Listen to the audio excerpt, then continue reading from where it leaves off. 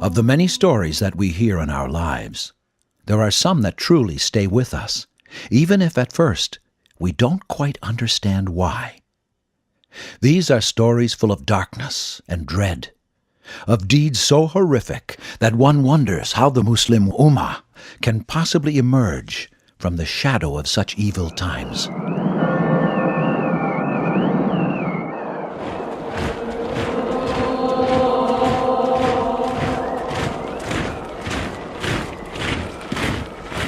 From thousands of miles away, a marauding nation dressed in chainmail armor with blood-colored crosses painted across their chests marched into the city and put it to the sword.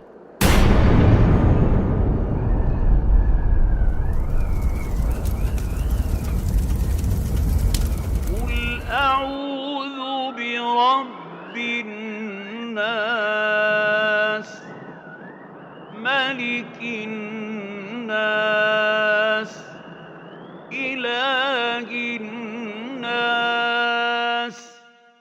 من شر الوسواس الخناس. And yet the Ummah of Muhammad, peace be upon him, endures. Indeed, it thrives. New generations replace older ones. A people arise that are empowered by belief in Allah and courage and determination to change their situation for the better. This is one of those stories, and it all began in Jerusalem in the year 1099.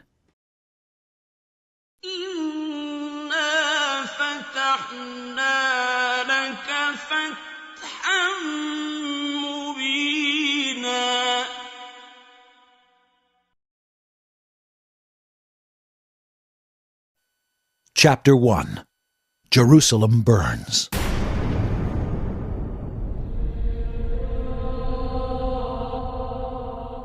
Of the many stories that we hear in our lives, there are some that truly stay with us, even if at first we don't quite understand why. These are stories full of darkness and dread, of deeds so horrific that one wonders how the Muslim Ummah can possibly emerge from the shadow of such evil times.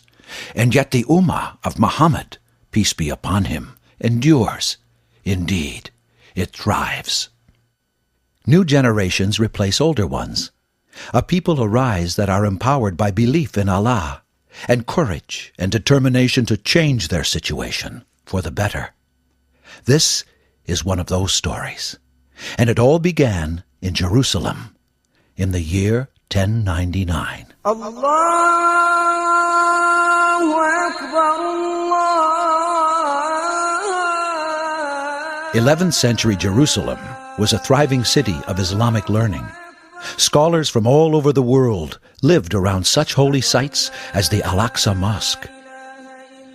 Although Jerusalem has always been inhabited by Muslims, Christians, and Jews, it was over 400 years ago when the Khalifa, Umar ibn al-Khattab, traveled personally to Jerusalem to sign the Treaty of Ilya al-Quds and was given the keys to the city by the Orthodox Patriarch of Jerusalem. Now Jerusalem lay at the heart of a vast Muslim empire, surrounded by nation-states such as Damascus, Aleppo, Mosul, Baghdad, and Cairo. It contained a sizable population, since it housed refugees from other towns and villages who had sought asylum behind its walls. But for Jerusalem, 1099 would be a year like no other. From thousands of miles away, a marauding nation dressed in chainmail armor with blood-colored crosses painted across their chests marched into the city and put it to the sword. These were the Franks, and they were motivated by their faith in Christianity. They believed they were on a holy mission commanded and led by God Himself, for which they would have all their sins forgiven and paradise guaranteed.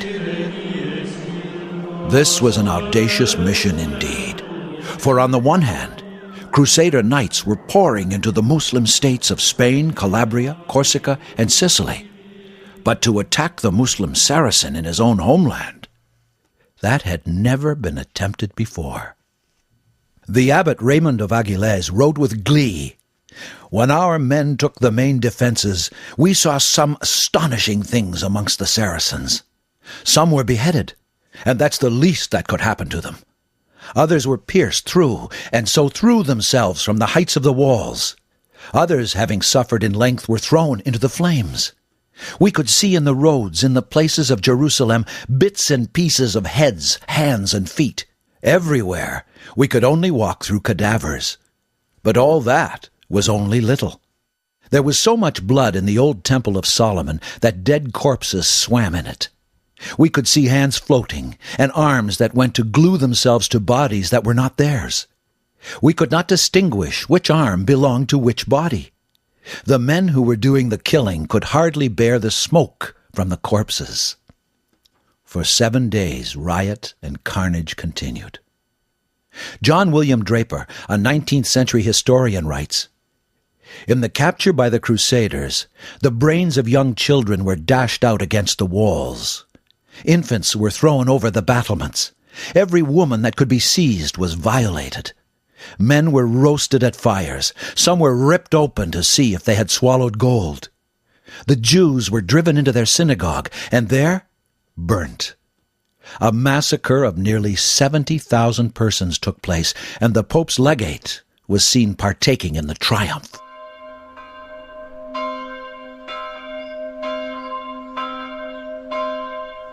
Of all the learned men and scholars that came to Jerusalem from the Muslim world, none escaped with their lives. Al-Rumayli, the most celebrated Palestinian muhaddith of his age, was stoned to death. Such was the carnage when Fulcher, the Christian chronicler, visited Jerusalem in 1099, 5 months after its capture. He was disgusted by the stench of death inside and outside the city walls. To complete their deeds, the Crusaders desecrated the Al-Aqsa Mosque. Pigs were installed in the mihrab, and a church was erected in place of one of its oratories.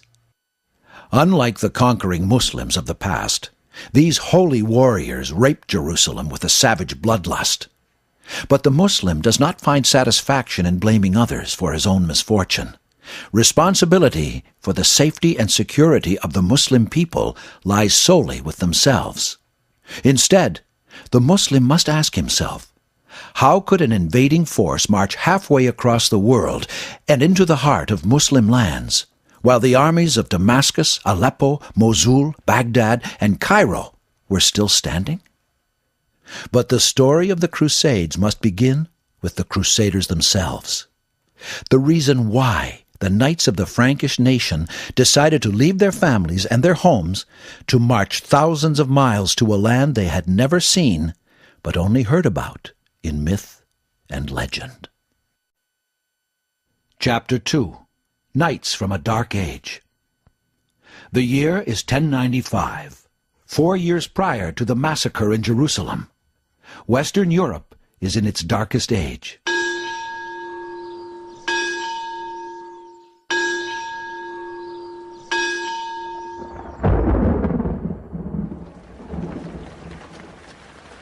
Life is miserable for the common man who slaves away on the land in service of the lords. He is condemned to living in smelly rags, his hair long and matted, filled with lice, his face scarred by pox, and his body covered with grime.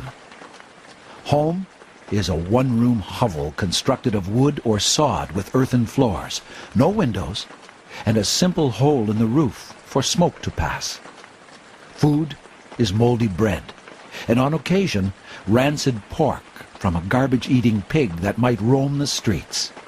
Life, death, and all bodily functions are open for all to see. Not many survive birth to experience life, and fewer survive life to die of old age. Europe lived by a feudal system where the lowest class of citizen was the common man tied to the land.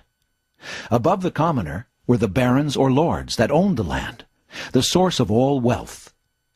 The most powerful lord of all was the king. An intricate system of loyalty between lords and kings maintained the balance of power in the land. But even with a ruling king, Law and order was not centralized. It was up to the lords to protect their land against other lords and wandering barbarians. To fill this need, lords and barons employed a warrior class known as the knights to fight in their armies, guard their castles, act as messengers or ambassadors, and serve on councils. They were trained from an early age to wield the sword, lance, and shield, and to ride on horseback wearing heavy armor wrought from iron. The knight was under his lord's protection, both legally and militarily. Whenever there was a battle, and frequently lords were at war with each other, he would combine with other knights to form a formidable fighting force. During the Dark Ages, violence was the norm. Lords fought each other for land and wealth incessantly, while barbarians, brigands, and thieves were a constant threat. The smell of death was everywhere. Needless to say, this part of the world could be a violent and miserable place to live.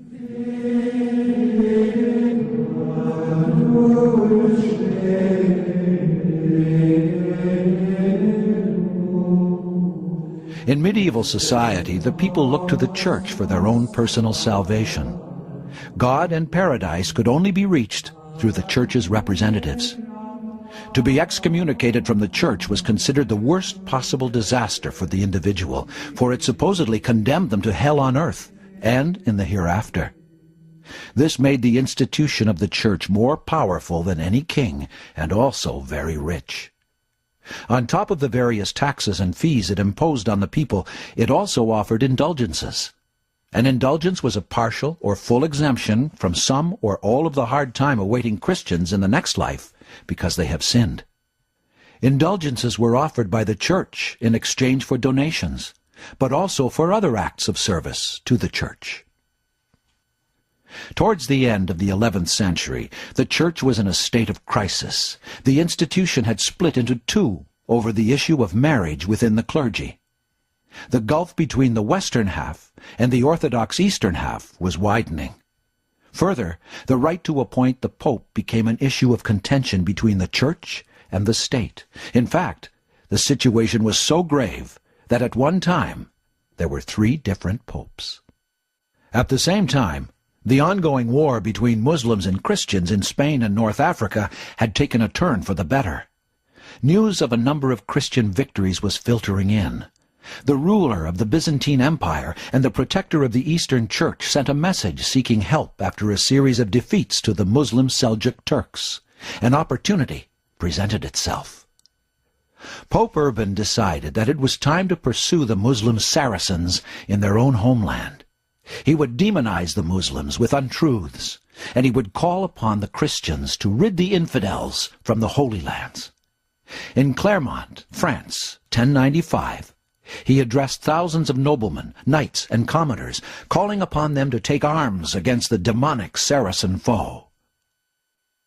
From the confines of Jerusalem and the city of Constantinople, a horrible tale has gone forth, and very frequently has been brought to our ears, namely, that a race from the kingdom of the Persians, an accursed race, has invaded the lands of those Christians, and has depopulated them by the sword, pillage, and fire. When they wish to torture people by a base death, they perforate their navels, and dragging... What shall I say of the abominable rape of the women? To speak of it is worse than to be silent. Oh, what a disgrace if such a despised and base race, which worships demons, should conquer a people which has the faith of omnipotent God, and is made glorious with the name of Christ. The incentives were great for the Crusaders. They would be given full indulgences. The riches of the East would be at their feet, and a chance to escape the wretched conditions they lived in to the land of milk and honey. The message was relayed to every village in Europe. Princes, lords, knights, priests, peasants, women and children responded in droves. Their aim was to annihilate Muslim existence in the East. Wearing the Crusader cross and shouting, "God wills it," they marched toward Jerusalem, blinded by their newfound religious zeal. Chapter 3. Clash of the Titans. Scarcely a year had passed following Pope Urban's speech when the news of the arrival of a very large Christian army began to trickle in.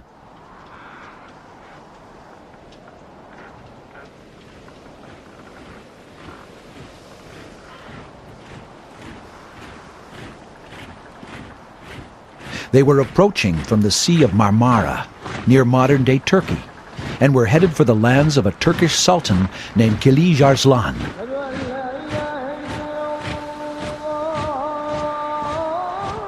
Not yet 17 years old, this slanty-eyed Turk prepared for the worst. He cast an intricate web of scouts and spies to report on the movements of this new Frankish enemy. But his intelligence reports were painting a strange picture. Although this army numbered several thousand, the majority were women, children, and old people dressed in rags. Only several hundred knights accompanied by foot soldiers posed any real danger. But Kilij Arslan took no chances. He conceived a plan to divide and conquer the invaders. First, he would trap a party from the Frankish army in a local fortress with no access to water. To save their comrades, the remaining part would be lured into the open. There his horse archers would be devastating. The plan was a resounding success. The Christian army was decimated, and Kilij Arslan hardly suffered any losses of his own.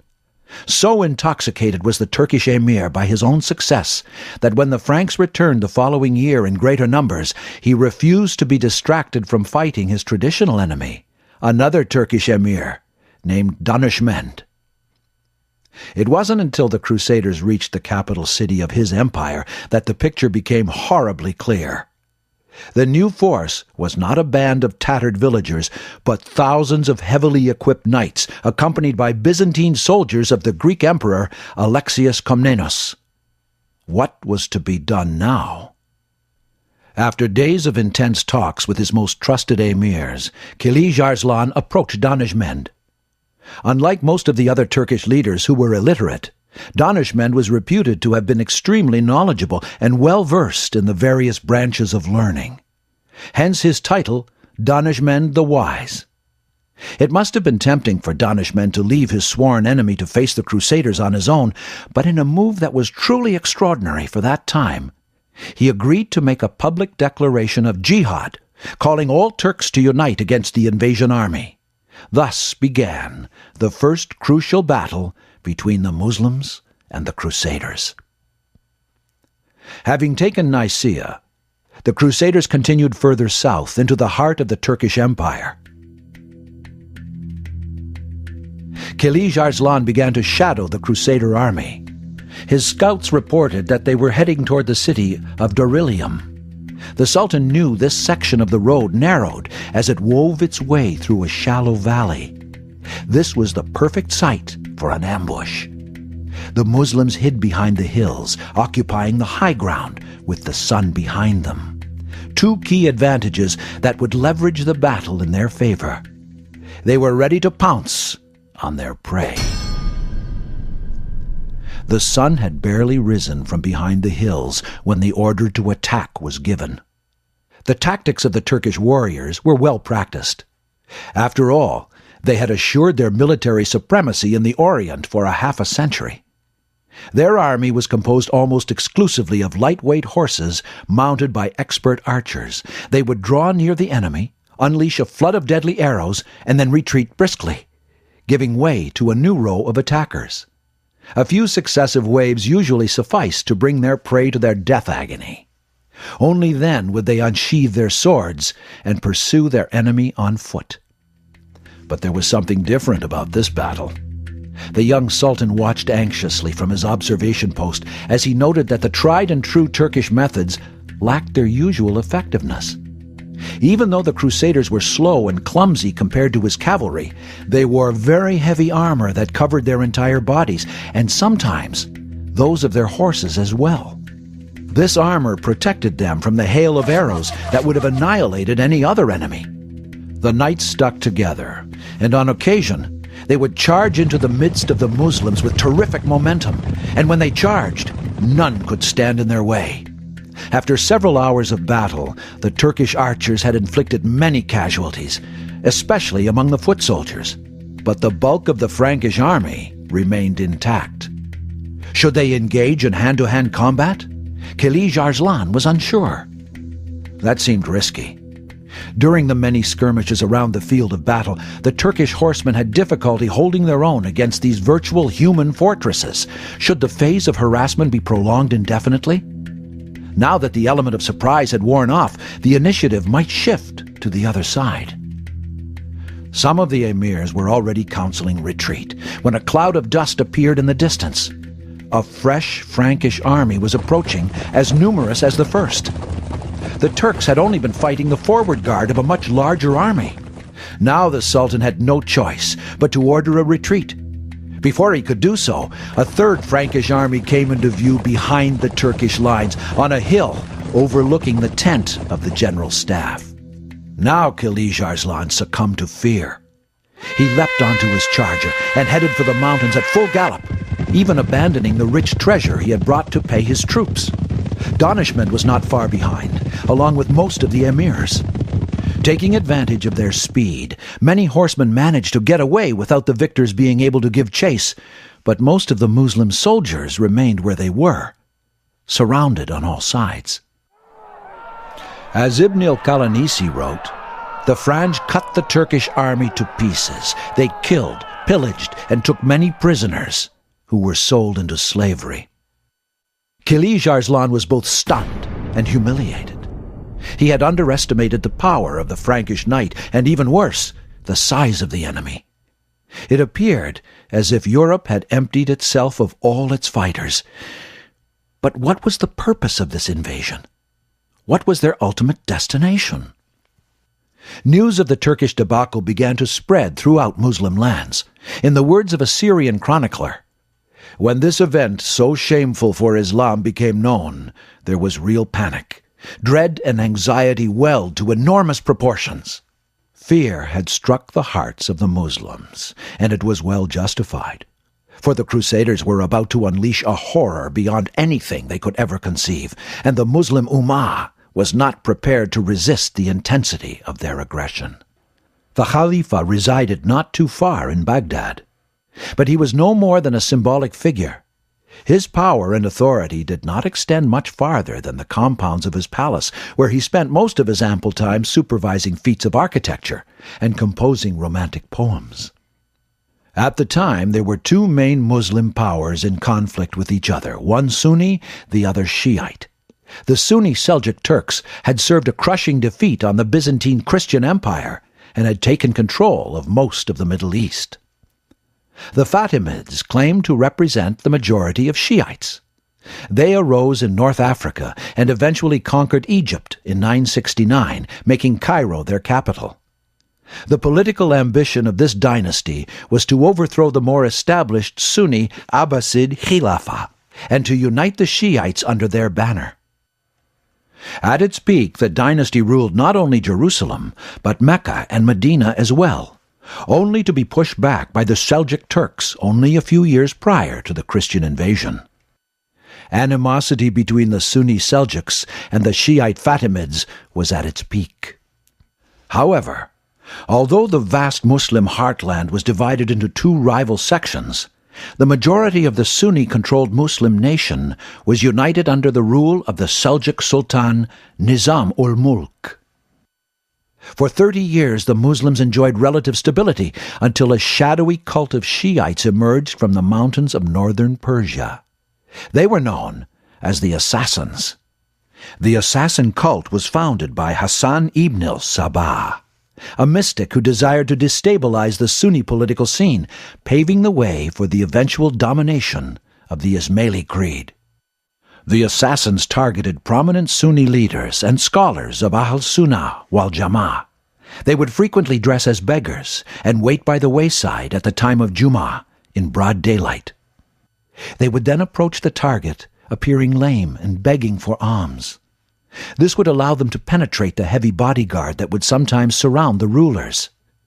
As soon as they were in striking distance, they would leap onto the target and stab repeatedly in the chest or the head.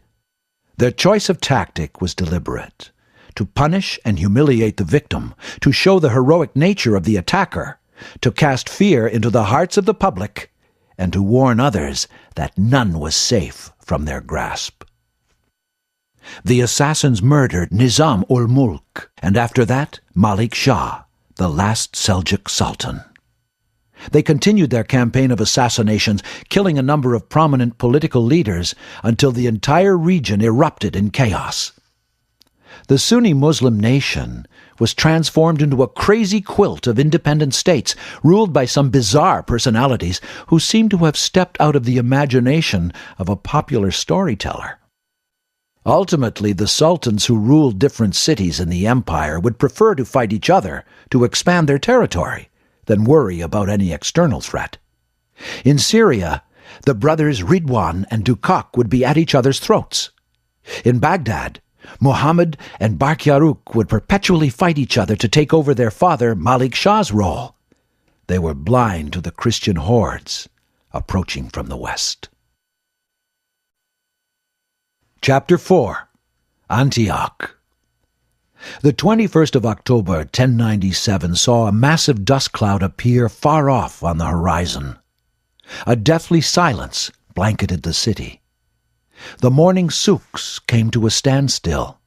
The people were paralyzed with fear. They spoke in whispers, and some prayed.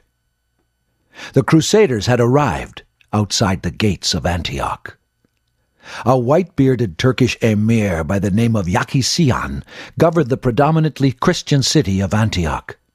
Admittedly, he had only 6,000 to 7,000 soldiers, but Antioch was no ordinary city. It was an impregnable fortress with walls that were 12 kilometers long, featuring 360 guard towers built on 3 different levels.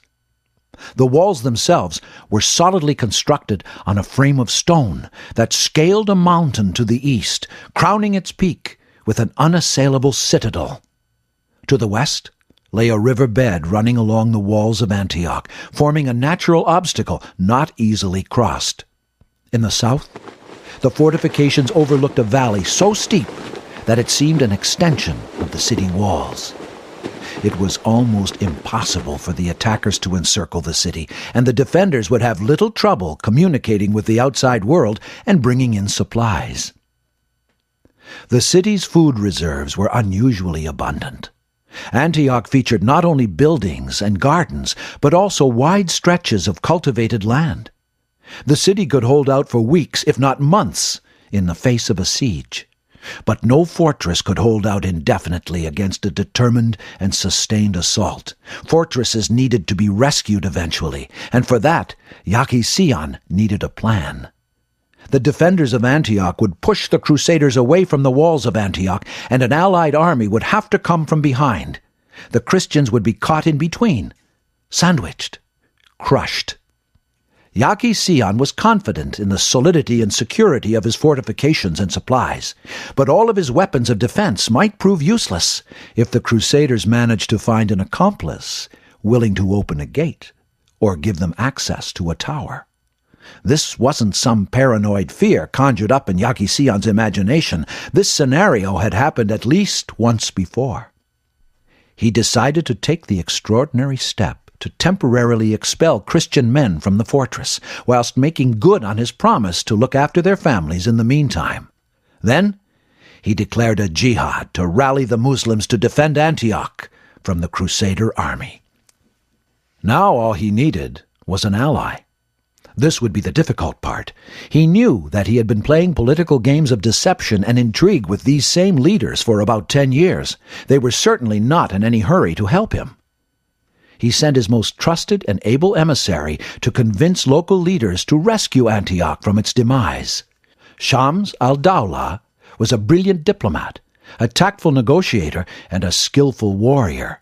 But most of all, he was Yakisian's son, and loyal to his father and to his people. He knew that the hopes of his people rested on his shoulders, and with the Crusaders clamoring at the gates of Antioch, who knows how much time he had, and if he would, be successful regardless. He would start with the closest cities, the Syrian principalities of Aleppo and Damascus. They were ruled by the two brothers, Ridwan and Dukak. Ridwan was barely 20 years old, small, thin, and frighteningly ugly. According to al-Qalanisi, he had fallen under the influence of an astrologer from the Order of the Assassins. He used the assassins to eliminate his political opponents. After Ridwan became the king of Aleppo, he had two of his three brothers strangled to death just in case they may one day contest his power. The third brother, Dukak, managed to escape to Damascus, where the Syrian army there proclaimed him king. Dukak's life was colored by his blind hatred of his brother. He lived out his life in fear that his brother would assassinate him. Dukak himself was impulsive, of weak mental constitution, and inclined toward fits of rage.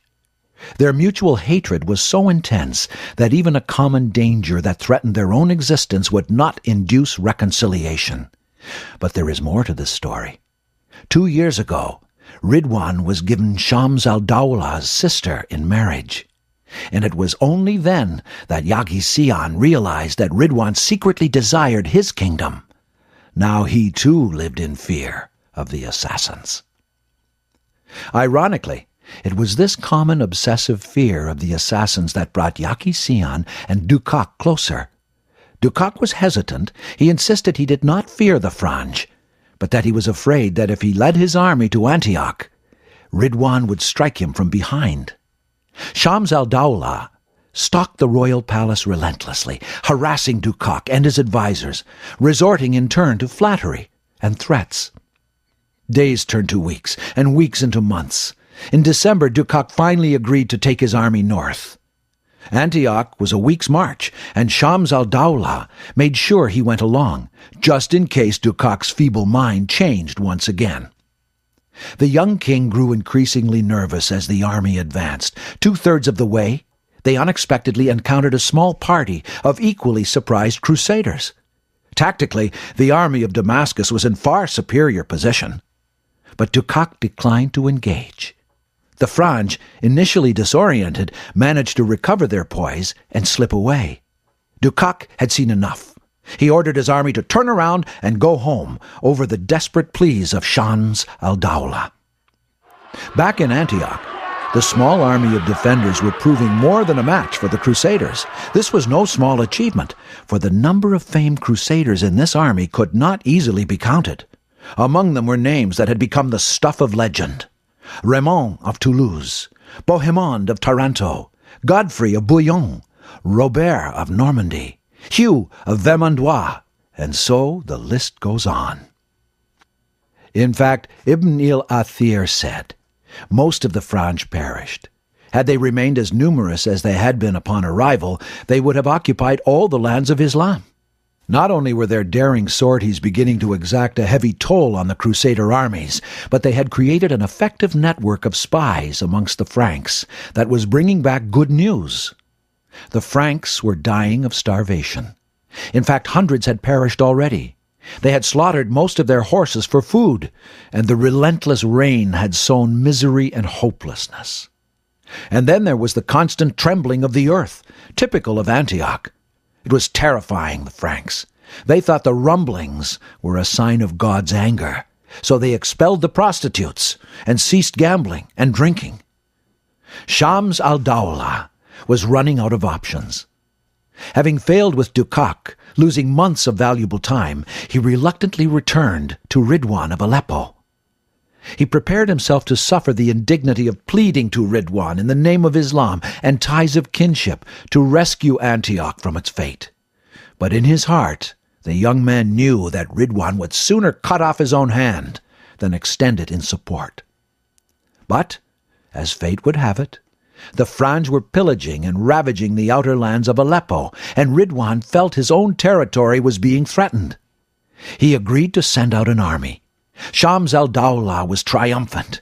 He sent a letter to his father with the date of the impending arrival, recommending the defenders of Antioch launch an attack as the Aleppan army engaged the Crusaders. They would be crushed in a classic pincer movement. After more than 3 months of siege, It appeared the tide had finally turned against the Crusaders. On the 9th of February, 1098, the Aleppan army appeared with thousands of cavalry. The Crusaders turned to face them with less than 1,000 remaining horses. They were outnumbered, and their morale had hit rock bottom. The defenders of Antioch unleashed a ferocious attack from behind the Crusader army. The Crusaders were forced to fall back. By midday, the Franz were desperately defending their own camps from being overrun. Yagi Sion's men had the upper hand. But the tide of battle was to turn once again, for fear had entered Ridwan's heart. Instead of unleashing his horse archers to press forward his advantage, he adopted a defensive position. The Aleppan army was ordered to stand still on a small strip of land between the river Orontes and Lake Antioch and defend itself. The Crusaders attacked at dawn, and the Aleppan army simply stood there, paralyzed. They had no space to move, so their horses were useless. The battle was reduced to hand-to-hand combat. The heavily armored knights decimated the Aleppan army. It was total carnage. Ridwan wanted nothing more than to flee with whatever was left of his army. When the news of Ridwan's defeat reached the defenders of Antioch, their hearts fell sick, and the emir ordered a retreat into the city. They had barely entered the city when the sounds of laughter, followed by muffled whistles, rang out from outside the walls of Antioch. And then from the skies rained the decapitated heads of Aleppan soldiers. Deathly silence gripped the city once again. What was to be done now? The morale of the Crusaders had risen once again, and Antioch's supply of food was beginning to run out. There was no possibility of rescue from within Syria itself. There was only one remaining prospect in the mind of Yagi Sion, a sultan in Iraq by the name of Karbuka. Unlike Ridwan or Dukak, Karbuka was a Mamluk, a professional soldier. Mamluks were widely considered to be the most reliable, skillful, and courageous warriors of their time. Certainly, Karbuka was powerful enough to challenge the Crusaders, but he was 2 weeks' march away in Mosul. And would he march from Iraq to Syria to rescue Antioch? Karbuka's answer? Yes, absolutely. The gray-bearded emir did not hesitate. He immediately issued an official call to jihad, inviting all valiant fighters to march to Antioch.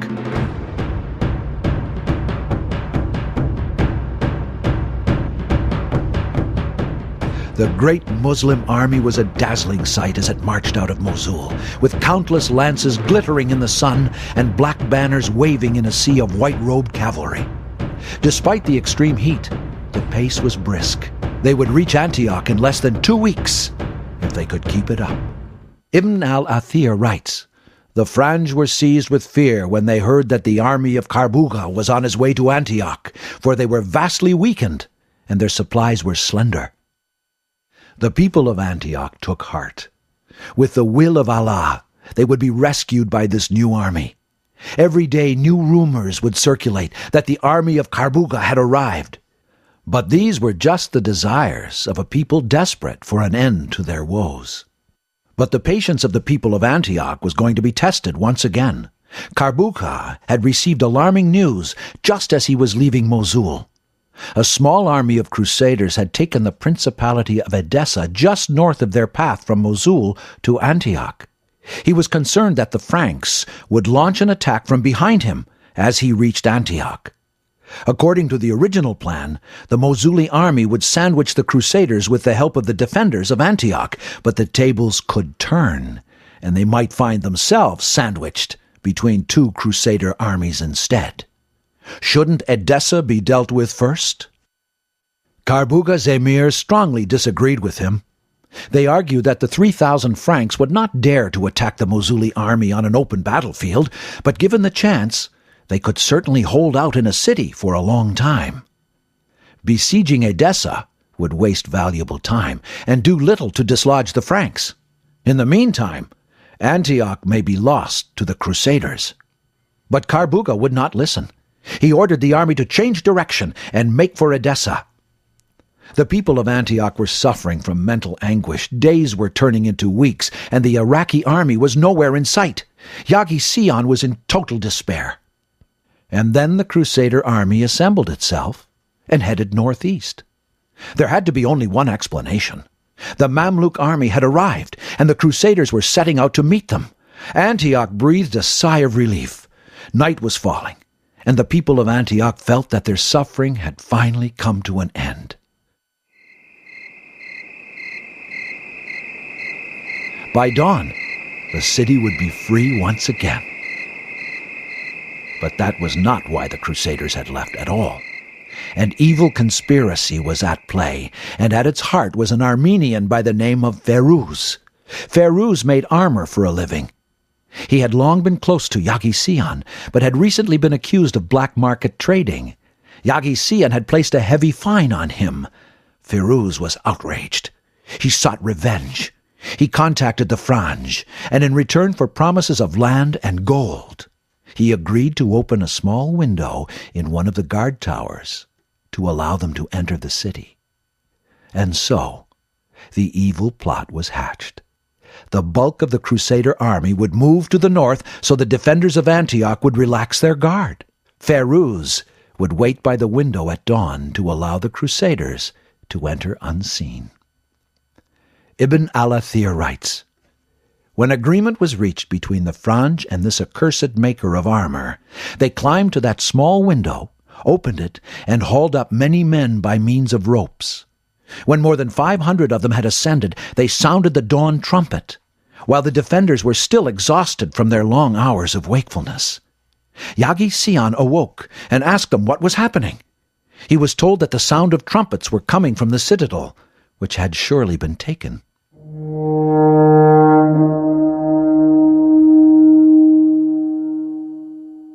Actually, the sound was not coming from the citadel above Antioch, but from just a single tower. But Yagi Sion did not bother to check. Had he checked, perhaps the fate of the city may have been quite different. But he thought all was lost and fled the city with several of his personal guards." Ibn al-Athir writes further, "He burst into tears at having abandoned his family, his sons, and the Muslims, and in great pain he fell unconscious from his horse. His companions tried to put him back in the saddle, but he could no longer hold himself upright. He was dying. They left him and rode off. An Armenian woodcutter who happened to be passing by recognized him. He cut off his head and brought it to the Franj in Antioch. The Crusaders streamed into Antioch. Their bloodlust was insatiable. The Muslim men, women, and children tried to flee Antioch, but they were slaughtered in the streets.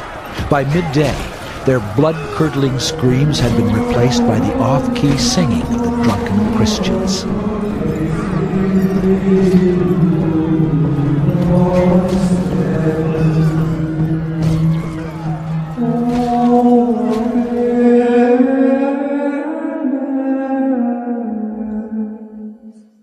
Despite the horrific scenes, one man managed to keep his sanity intact. The indefatigable Shams al-Dawla gathered a small group of fighters and headed for the citadel. They barricaded themselves inside and fought off repeated attacks by the converging Crusaders. The leading Frankish commander, a gigantic man with long, flowing blonde hair named Bohemond of Taranto, was wounded in one of these attacks. He sent Shams a message asking him to abandon the citadel in return for safe conduct, but the young man was not to be fooled. The citadel was stocked with enough food and sharp arrows to last months, and the Crusaders would lose thousands if they tried to take the citadel by force. Their determination paid off. The Crusaders gave up and left the citadel alone. Then, only 3 days after the fall of Antioch, Carbuga's army appeared on the horizon. For the remaining Muslims holed up in the citadel, the sight was too much to bear. They wept, prayed, and shouted, "Allah is great!" The Crusaders closed the gates of Antioch.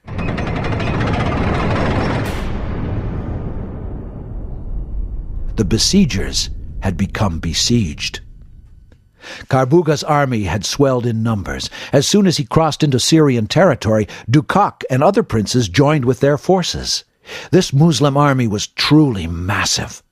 The Crusaders probably hadn't seen a larger army before, and now that they were besieged themselves, with no food and no prospect of pillaging neighboring lands for supplies, they were facing annihilation. And that was certainly what should have happened. Except that the Muslim army was majestic in appearance only. Dukak was hard at work, whispering evil thoughts about Karbuga into the ears of the emirs. If Karbuga was to defeat the Crusaders, then he would set himself up as a savior of sorts, and no Syrian city would escape his rule. Compared to that scenario, the Franks were a lesser problem. They were simply retaking what had previously been a Christian city anyway. The whispering campaign gained momentum, and Karbuga felt he was losing control of his troops. In his anxious desperation, he proposed a truce with the Crusaders. This move completely demolished his credibility with his own troops on the one hand, and emboldened the Franks on the other. The Crusaders charged, without even responding to his offer. Karbuga unleashed a wave of cavalry archers in retaliation, but Dukak and those who had been influenced withdrew at this decisive moment. Karbuga realized that he was isolated. He ordered a retreat. The army from Mosul almost fled the scene in total humiliation. Thus, the great Muslim army disintegrated into pieces without a battle. The Christians were confused at the sight. There had been no battle to warrant this kind of retreat. Surely this must be a trick. So they decided not to pursue. Prior to Antioch, the Muslim world was clinging to the hope that a united army may rise to face the challenge of the Crusader invasion. Now this hope was completely destroyed, paving the way for the Crusaders to advance unchecked to their ultimate destination, Jerusalem.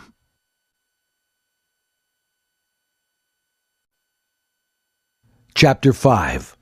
Mixed Fortunes on the Road to Jerusalem. If the debacle at Dorylium spread fear throughout Muslim lands, Antioch created mass hysteria, particularly on the path from Antioch to Jerusalem. Many left their cities and towns to go further east, while others took shelter in the woods.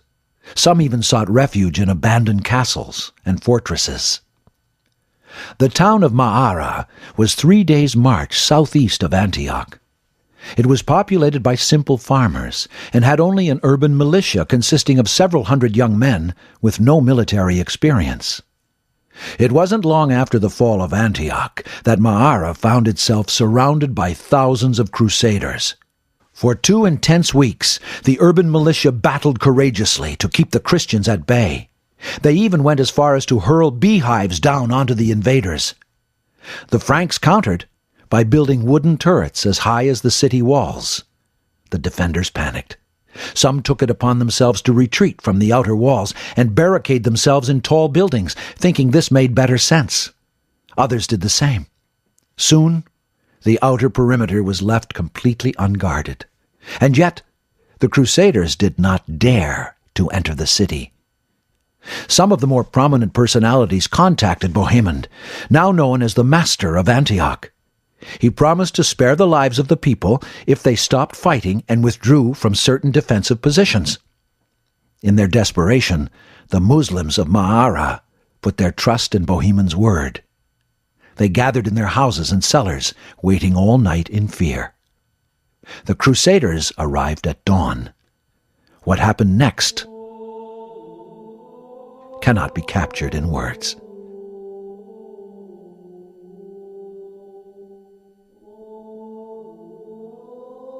For 3 days, there was pure carnage.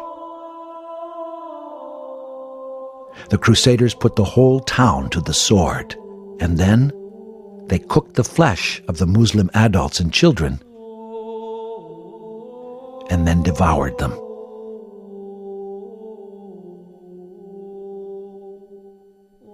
In the words of Rudolph of Cayenne, in Ma'ara, our troops boiled pagan adults in cooking pots. They impaled children on spits and devoured them grilled.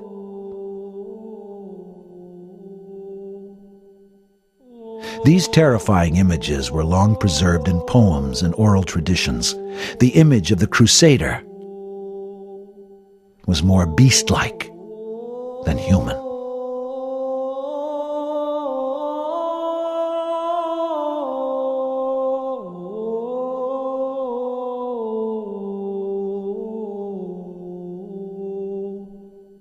At least one city managed to escape the fate of Ma'ara. When the peasants of Hisn al-Akrad were surrounded by Crusaders, they released their herd of livestock. The starving Franks chased the animals. In the confusion, the peasants managed to escape. The rest of the cities en route to Jerusalem paid homage to the Christians rather than resisting them. Delegations from Tripoli, Shazar, Homs, Beirut, Tyre, and Accra showered the Christians with gold and gifts. Some even bestowed horses on them so that they could make up for the ones they lost in warfare.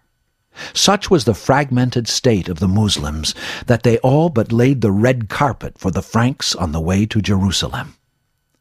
Of all the delegations that showered gifts on the Crusaders, the most generous came from Tripoli. This city was enjoying an age of peace and prosperity that was the envy of its neighbors.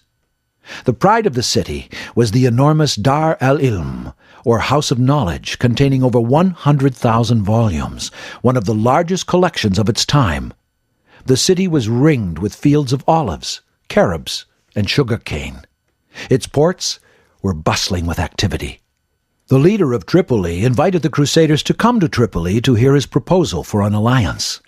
This was a monumental error, as the Crusaders had no intention of making treaties and alliances. When the Crusaders arrived, they were amazed at the gardens, the palace, the port, and perhaps most of all, the goldsmith's market.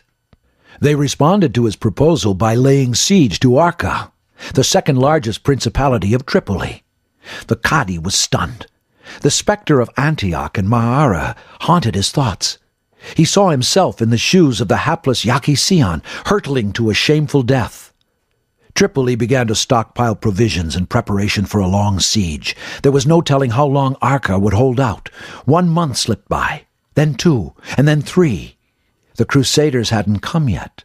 Somehow, Arca was managing to hold out against the Crusaders. How was this possible? Arca walls were no more solid than any of the other, much more important cities the Crusaders had conquered. The secret to Arca's real strength was in the mindset of its defenders.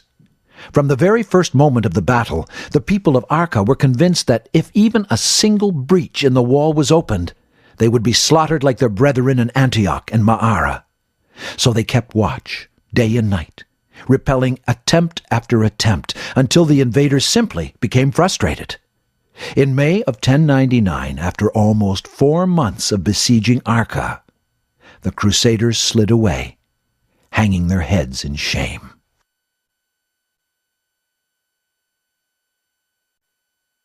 Chapter 6. The night is darkest before the dawn. Relations between the Sunnis and the Shiites had been hostile for as long as anyone could remember. The Shiite Fatimids ruled over the rich and abundant state of Egypt. From there, they plotted and planned with their friends, the Byzantine Christians, to bring down the Sunni Turks that ruled over much of the Middle East. When the Crusaders first arrived from Constantinople, the Fatimids rubbed their hands in glee. They believed these were the reinforcements for the Christian Byzantine Empire, and so an opportunity had come knocking on their door. Now they would be able to take revenge on the Seljuk Turks and retake Damascus and Jerusalem. In fact, as the Crusaders raped and pillaged their way through Syria and the greater Middle East, the Fatimids were sending emissaries bearing gifts and proposals, dividing up the Sunni Empire between themselves and the Christians. The Fatimids clearly wanted Jerusalem back, but it was on this point they found the Crusaders evasive. Their behavior was somewhat curious. But there was no time to lose. Jerusalem was not negotiable. After the fall of Antioch, the Egyptians laid siege to Jerusalem.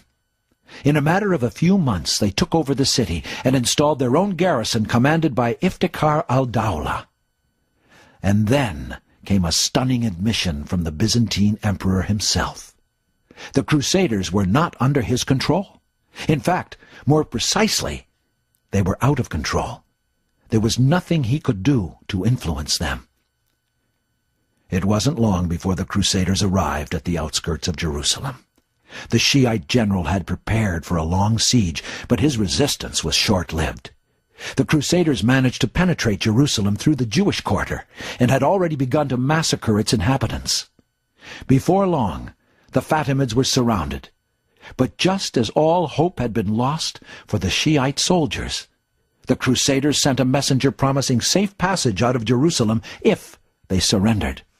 Iftikhar al-Dawla capitulated, despite knowing full well the Crusaders were not in the habit of keeping their promises.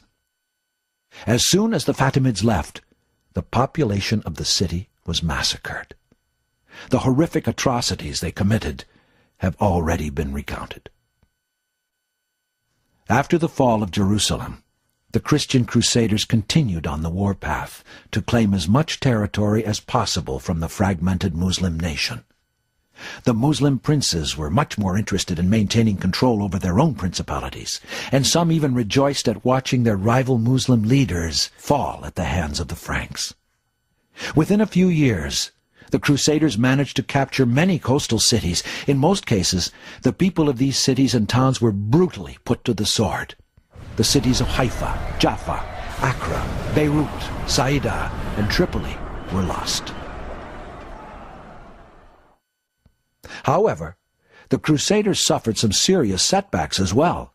Kilij Arslan, now older and more experienced, and Danishmend the Wise united once again to crush Crusader armies in the north in 3 successive battles. The rulers of Mosul and Haran also put aside their differences to prevent Frankish attempts at taking Baghdad. Their unified force dealt such a humiliating defeat to the Crusaders that Bohemond of Antioch sailed back to Europe, never to be seen in Muslim lands again. But by 1100, only 4 years after the initial invasion of Muslim lands, the Crusaders consolidated much of their territory and divided it into 4 provinces. These were the counties of Edessa, Antioch, Tripoli, and the Kingdom of Jerusalem. The Crusaders had formed a string of Christian nation-states within the Muslim heartland. And within these lands was born the most fanatical and bloodthirsty strain of Crusader the Muslims had ever seen. In the Templar and Hospitaller Knights was the strict discipline and austerity of monks, combined with the belligerent mentality of robber barons.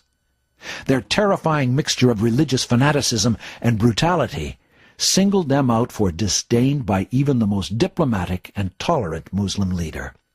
The Muslims looked toward Damascus, Aleppo, and Baghdad for leadership in these tragic times, but their Muslim leaders washed their hands of any responsibility.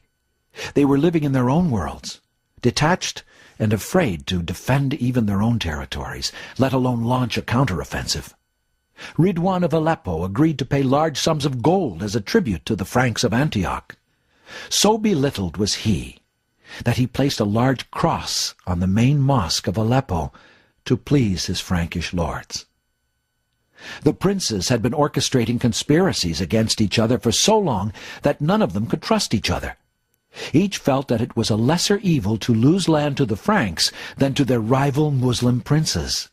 Like in Sicily or Al-Andalus before them, they sought help from the Christians in fighting their internal wars. What the Muslims did have on their side was numerical superiority. Many of the Crusaders returned to Europe. Gaining reinforcements became increasingly difficult, due to a more unified Seljuk front in Anatolia. The Crusaders relied instead on reinforcements by sea, as they held most of the coastal cities. Another crucial tactic of the Crusaders to counter their lesser numbers was to build large castles to keep themselves fortified against their enemies.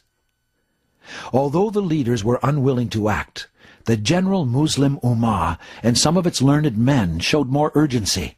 Of them was the Grand Qadi of Damascus, Abu Sa'd al-Harawi, who traveled for 3 weeks under the scorching sun to Baghdad, and there he made a powerful call for jihad. "How dare you slumber in the shade of a complacent safety, leading lives as frivolous as garden flowers, while our brothers in Syria have no dwelling place save the saddles of camels and the bellies of vultures. Blood has been spilled, beautiful young girls have been shamed, and must now hide their sweet faces in their hands. Shall the valorous Arabs resign themselves to insult, and the valiant Persians accept dishonor? Never have the Muslims been so humiliated. Never have their lands been so savagely devastated. There were tears, but nothing more. The so-called Khalifa of the Muslims at the time ordered an inquiry into the matter, which nothing came out of. Perhaps that is why common folk used to say at one stage that the Byzantine emperor was a better Muslim than the Khalifa. At least he called upon the Muslims to unite and drive the Franj out of their lands. There was also al-Sulami of the Umayyad Mosque of Damascus. He called the Muslims to return to their religion. He argued that the losses of the Muslim nation were punishment for neglecting their religious duties and abandoning jihad. Al-Sulami traced this decline to the Khalifas, who neglected their duties of at least conducting one offensive jihad per year. And then there was Ibn Kashhab, a Shiite Qadi from Aleppo, who gathered the masses and also sent a delegation to Baghdad. He rallied the people to prevent the cross to be placed on the main mosque, which Ridwan had agreed to do for the Crusaders. After the death of Ridwan, he was instrumental in supporting Aleppan leaders, capable of taking on the Crusaders. In fact, for a long time, Aleppo was the main source of resistance to the Crusaders. But just as the campaign for jihad began to gather momentum, an old enemy reared its head from within the Muslim Ummah. This enemy was devilishly cunning in its plots, brazen in its attacks, and yet it remained unseen, like shadows on a moonless night. This was the deadly Shiite sect known as the Assassins. Al-Harawi, Ibn Hashab, and other great generals who were trying to rekindle the flame of Iman and Jihad fell to their daggers. They struck at Muslim figures at crucial times, throwing the Ummah into chaos. These masters of disguise would appear as old men, or Sufis, or merchants, giving the impression of feebleness and vulnerability, while moving freely in Muslim towns, surveilling the habits of their intended victim. Although they plotted and planned in secret, the execution was almost always in public, before the largest possible crowd for maximum impact. Their favorite site was a mosque after Friday prayers. As their prey would pass by, they would pounce, stabbing their quarry in the head or heart. It was this same sect that cast its spellbinding influence over Ridwan. Their attempts at undermining Sunni Islam were terrifyingly effective. The Muslim Ummah was desolate, and morale was extremely low. As a Muslim author put it, the Franks were spread far and wide. Their troops were numerous, and their hands extended as if to seize all of Islam. Day after day, their raids followed one another. Through these, they did the Muslims much mischief, smiting them with desolation and ruin. In their misery, men longed for death. In its bleakest moment, Allah sent the Ummah of Muhammad, peace be upon him, new leaders that would change the course of events in the Holy Lands. وَمَكَرُوا وَمَكَرَ اللَّهُ وَاللَّهُ خَيْرُ الْمَاكِرِينَ. And the disbelievers plotted, and Allah planned too. And Allah is the best of the planners. Chapter 7. The Awakening. The historian Ibn al-Athir writes, Syria was left completely at the mercy of the Franks, with no one to defend its inhabitants. But Allah, in His mercy to the Muslims, raised to power Imaduddin Zengi. Had Allah the Most High not been gracious to the Muslims and made the Atabeg the ruler of the lands of Syria, the Franks would have overrun it completely. Imaduddin's rise to power must be one of the most extraordinary events in the history of Islam. As a young man, this dark-skinned, bearded Turk ascended through the ranks, fighting under a number of Seljuk commanders. Before long, he became the governor of Mosul. Unlike his predecessors, he had no interest in plundering the innocent, accumulating booty, and drinking himself into a stupor. Instead, He would travel the length and breadth of Syria and Iraq, sleeping on a straw mat unfurled on mud outside the many luxurious palaces in his lands. Imad did not surround himself with well-wishers and yes-men. His advisers were seasoned politicians, and his informers were well-connected. But most of all, his soldiers were in awe of his commanding personality. Zengi was a brave man indeed, for once Zengi managed to stabilize Mosul, he moved to take Aleppo, Hama, and Homs from other Muslim leaders. At the same time, he destroyed any Crusader fortresses in striking distance from the Muslim heartland. This campaign was not going to be easy, for Salahudeen had to consider existing divisions amongst the Muslim leaders. While he was fighting the Crusaders, his capital of Mosul was under attack from a rival Muslim leader, and at the same time the Khalifa ordered he be captured and executed. Salahudeen had waded neck-deep into a sea of blood, and now he was going to pay dearly. In 1132, Zengi lost a decisive battle against the Khalifa of the time. His army was completely decimated, and he was forced to flee with several thousand enemy soldiers in hot pursuit. But his flight was short-lived. For looming in front of him was the river Tigris. He was trapped and helpless. This should have been the end for Salahudeen Zengi. But Allah had not willed Zengi to die just yet.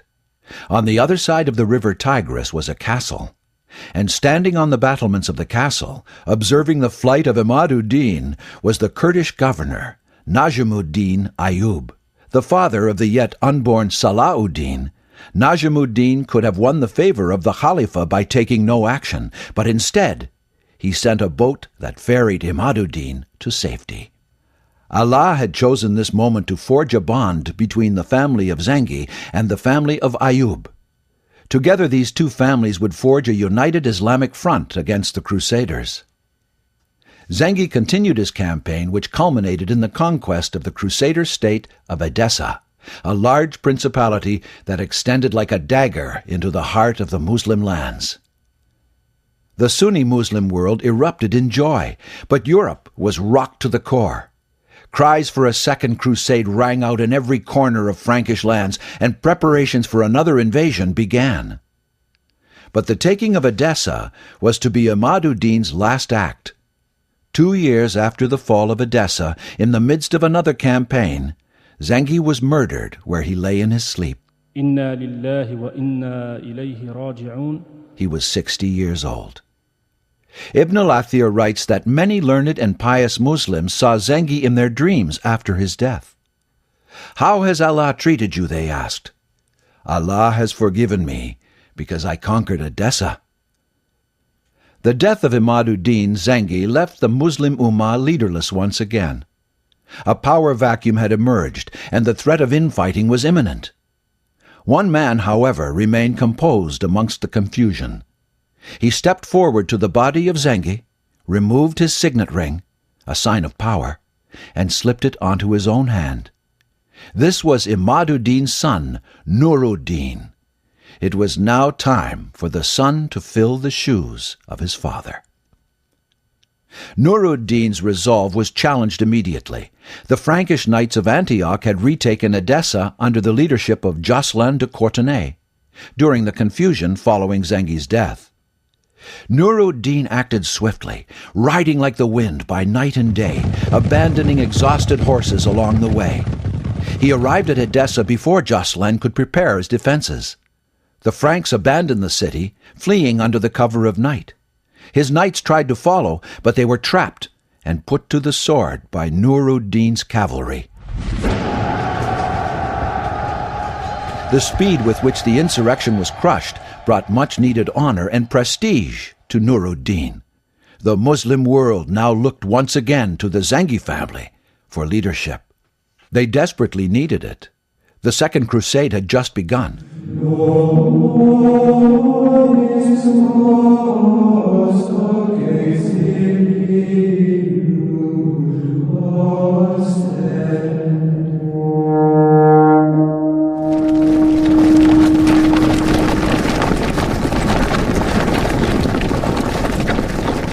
The invasion force was almost as large as the previous one.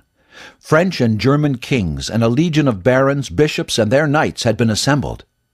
It was said that Europe was emptied of every able-bodied defender.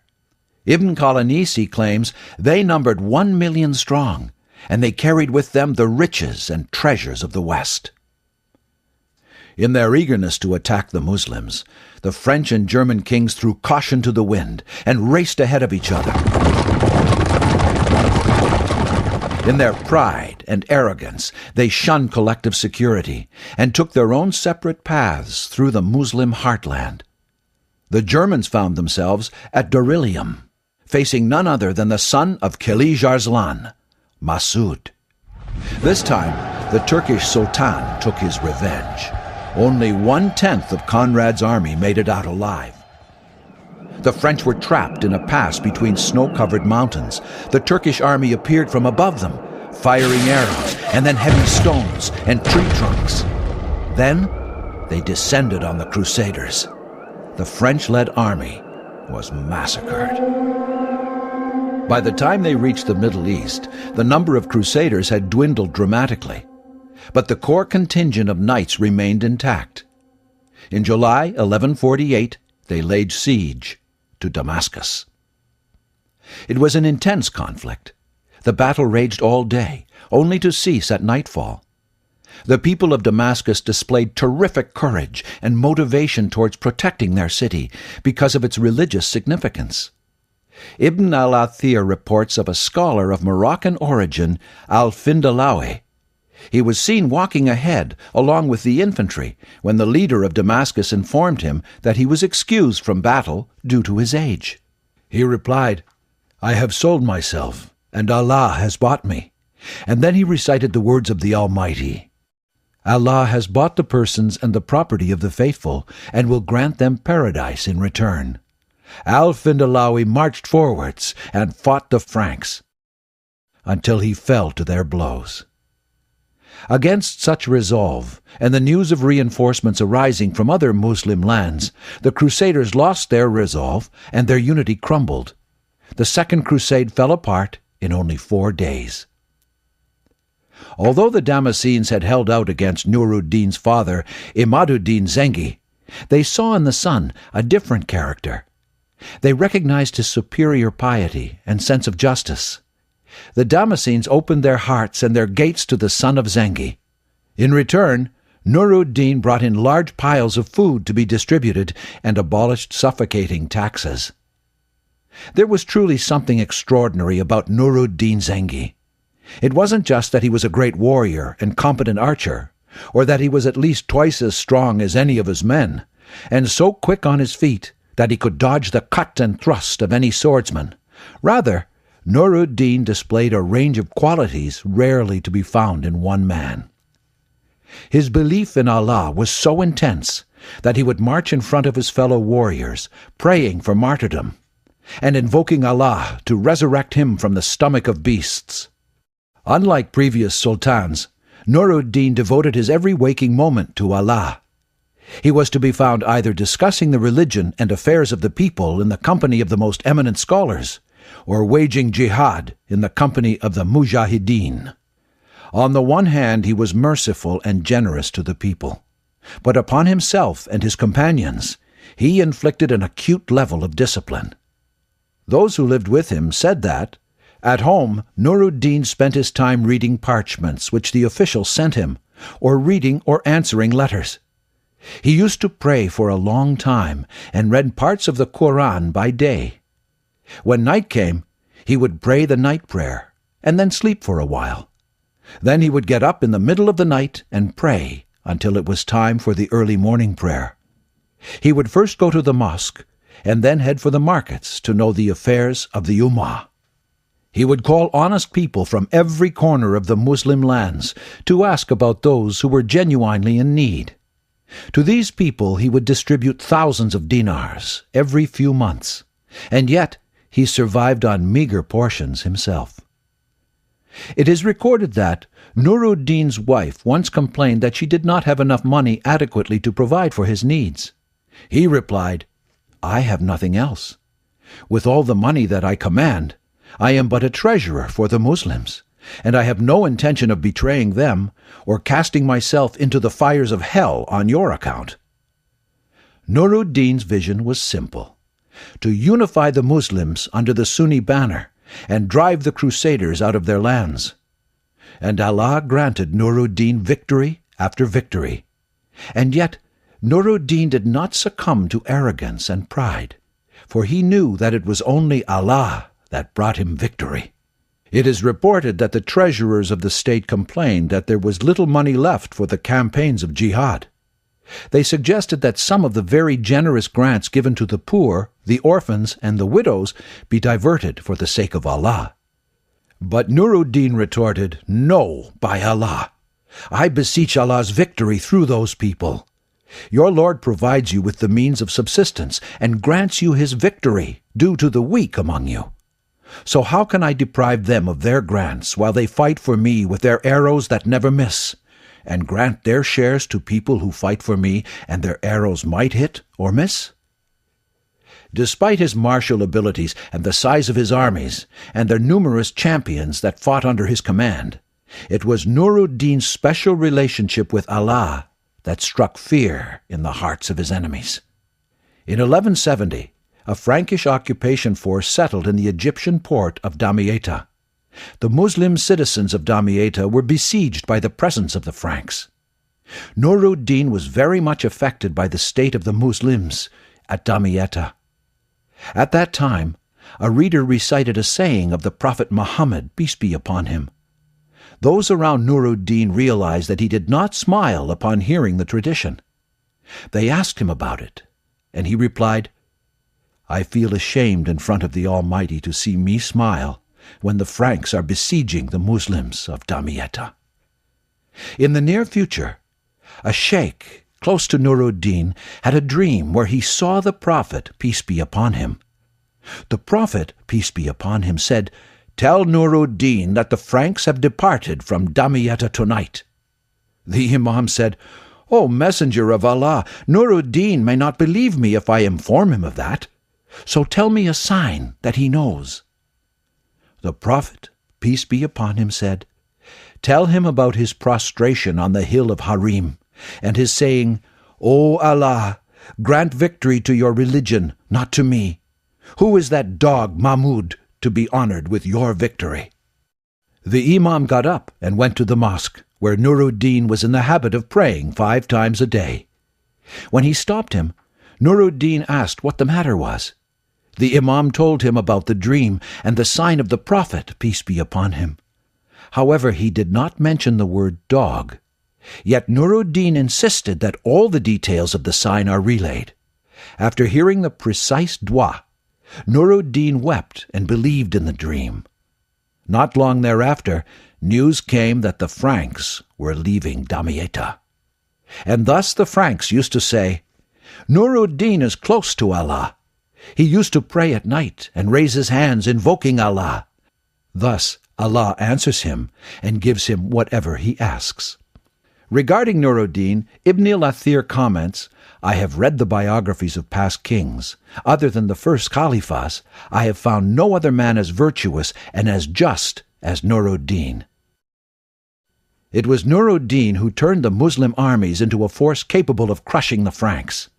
Now that Damascus was in his hands, Aleppo and Damascus were unified, along with Edessa and Mosul. Shazar soon followed. All of Muslim Syria was now one block. What would be his next move? Should he attack Antioch, the nest of the Hospitaller Knights, or should he attack Jerusalem itself? He did neither. Allah, in his perfect plan, created an opening that was unforeseen and brought to the stage of events another hero of Islam. Chapter 8. The Lion's Nephew. 6 years after Najmuddin Ayyub rescued Imaduddin at the river Tigris, he was forced to flee his own castle with his brother Shirkuh and newborn son Salahudeen in his arms. Apparently Shirkuh had killed a wealthy castle guard for falsely accusing a Muslim woman of being unchaste. Imaduddin welcomed the Ayyubid family with open arms. He appointed Najmuddin commander of a nearby city. These were the best days of Salahudeen's life. Under the watchful gaze of his father, he learned horsemanship and trained for battle. While the Kurdish youngster absorbed invaluable lessons that would serve him for life, it was his uncle Shirkuh that would take center stage. Shirkuh quickly associated himself with Imad's son, Nuruddin, and when the son took the reins from his father, Shirkuh became his right-hand man. Salahudeen, the Lion of Islam Shirkuh, was a genuine leader of men and perhaps the foremost military strategist of his time. Although he was short in stature, he had tremendous physical strength. Shirkuh won great fame in the Battle of Inab by killing Raymond II of Antioch in single combat. This was one general whose army genuinely loved him, and he loved to lead them from the front. Salahudeen moved to Damascus, where he matured under the shadow of his beloved uncle Shirkuh. Nuruddin sensed great potential in Salahudeen and kept him by his side during key battles. In the meantime, Shirkuh's men thundered onto the plains of Egypt, striking fear into the hearts of the Fatimids. The campaign to conquer Egypt for the Zengi Empire became a test of will for Shirkuh, and he dragged his reluctant young nephew with him. My uncle Shirkuh turned to me and said, "Yusuf, pack your things, we're going." When I heard this order, I felt as if my heart had been pierced by a dagger, and I answered, "In Allah's name, even were I granted the entire kingdom of Egypt, I would not go." But Allah made Egypt a training ground for this young and timid Kurdish boy, for he was to be the great Sultan, Al-Malik an-Nasr Salahudeen Yusuf ibn Ayyub. May Allah have mercy on him. In the end, I did go with my uncle, he added. He conquered Egypt, then died. Allah then placed in my hands power that I had never expected. The Sultan was careful not to take credit for a campaign in which he was really just an observer. His uncle took on two villains: Shawar, an Egyptian ruler whose wicked and mischievous plots plunged the entire region into bloody conflict, and Amalric, a Frankish king so obsessed with conquering Egypt that he invaded the country 5 times in 6 years. Although Egypt was known for its riches and treasures, it was also a land of treacherous conspiracy and political intrigue. By the mid-1100s, 14 of the previous 15 rulers had been killed in office, either hanged, beheaded, stabbed to death, crucified, poisoned, or lynched by mobs. One was killed by his adopted son, another by his own father. The office of leader was not one that came with great incentives. And yet Shawar clung to power with blind obsession. He had only just ascended to power when his first lieutenant ousted him. Shawar managed to entice Shirkuh into Egypt with wily overtures, and it wasn't long after Shirkuh restored Shawar to power that he found himself double-crossed. Shawar used his influence with the Frankish king Amalric to force Shirkuh out of Cairo. But Shirkuh was not one to take betrayal lightly. With a reluctant Salahudeen by his side and only a small but mobile army, he began a campaign of relentless battles against the Fatimids and the Franks, and sometimes he took them on at the same time. On the 18th of March, 1167, Shirkuh faced the combined might of Frankish knights and Fatimid heavy cavalry at Ashmunin, with only 2,000 lightly armed men. Shirkuh assigned command of the center to Salahudeen. The young general is about to get a valuable lesson in tactics. Amalric and his knights charge the center in the traditional Frankish manner. Shirkuh orders the center to pull back, and Salahudeen pretends to flee, drawing the knights, who follow in hot pursuit. The left and right flanks of the Syrian army emerge behind the knights, cutting them off from the rest of the army. Salahudeen turns the center wing around to face the knights, completing the trap. Amalric's knights are decimated. The king barely escapes with his own life. But there was much more training to come for the young Salahudeen. He was given the extremely difficult task of holding the port of Alexandria with only 1,000 men against Frankish attack for 3 months. It was during this campaign that the Franks took notice of Salahudeen. not only for his courage and skill in battle, but his unique sense of honor and justice. Meanwhile, Shirkuh and his armies rode day and night at dizzying speeds, fighting campaign after campaign until they were able to rid Egypt of all opposition. Sadly, just 2 months after his final victory, Shirkuh was taken ill and died. Inna lillahi wa inna ilayhi raji'un. The advisors of the Shiite Khalifa chose Salahudeen to be emir because he was the youngest and seemingly the most inexperienced and weakest of the emirs of the army. If that was their intention, then they had not understood this young man in the least. Within a year, Salahudeen had replaced all potentially disloyal officials around him with trusted confidants. He crushed a revolt led by Egyptian troops and repelled Amalric's fifth and final attempt to take Egypt. Salahudeen became the unchallenged master of Egypt. And then the course of history took a mighty turn. Nuruddin passed away suddenly, Inna lillahi wa inna ilayhi raji'un. leaving his 11-year-old son, Asaleh, as his successor.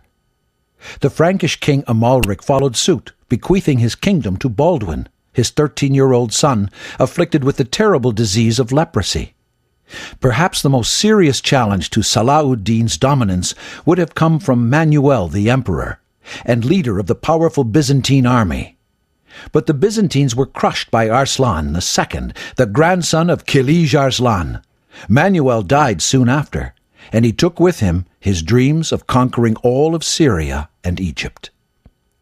The responsibility to lead the Muslim nation against the Crusaders fell to Salahudeen. Chapter 9. Salahudeen ibn Ayyub.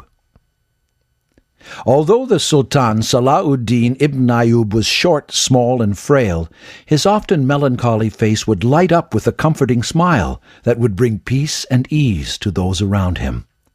Like Nuruddin, his personal observance of Islam was supremely strict, and yet he was lenient and forgiving to the faults of others, except when it came to dealing with those who insulted Islam, whether they be heretical Muslims or the Franks.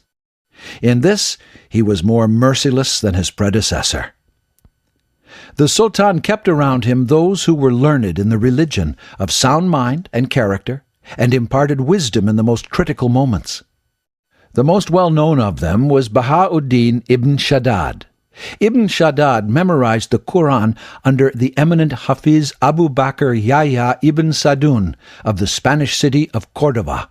He was also a noted muhaddith, jurist of the Shafi fiqh and the Qadi of Aleppo. The Sultan was very fond of reading the Quran.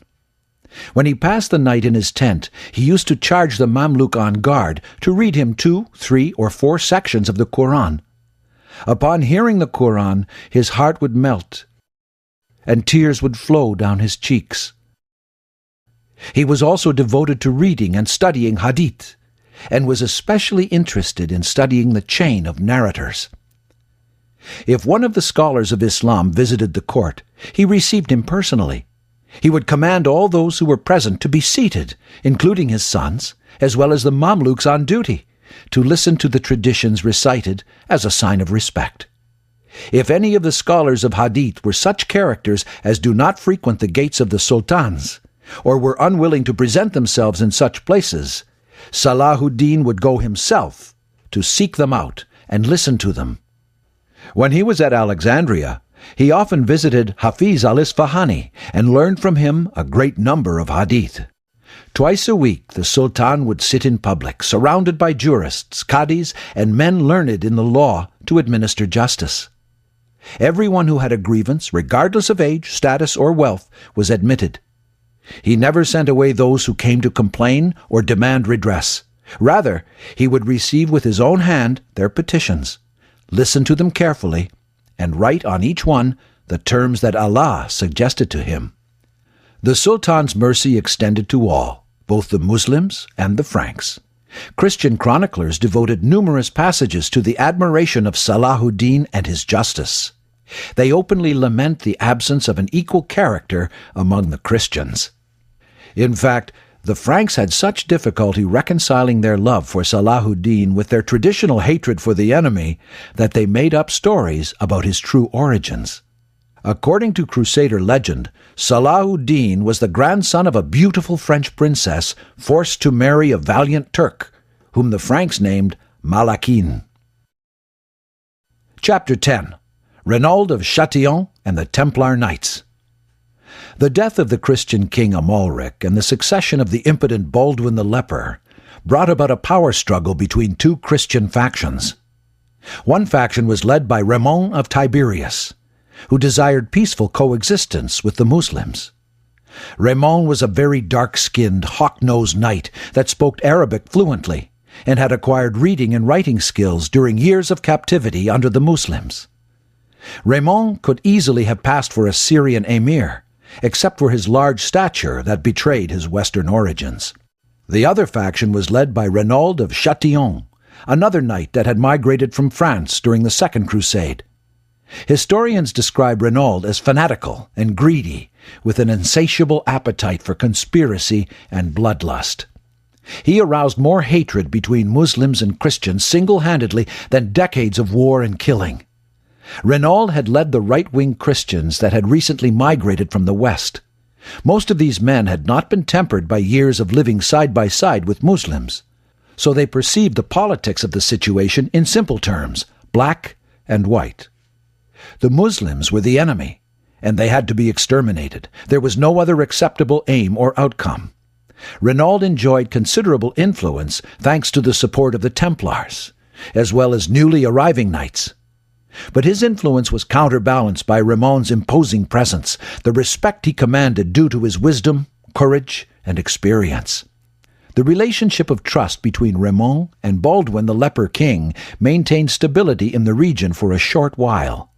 Then Baldwin died, and the throne eventually fell to Guy de Lusignan, a handsome but dim-witted Frenchman who was extremely susceptible to bullying. Guy de Lusignan was a puppet in the hands of Renaud of Châtillon and the militant Templars.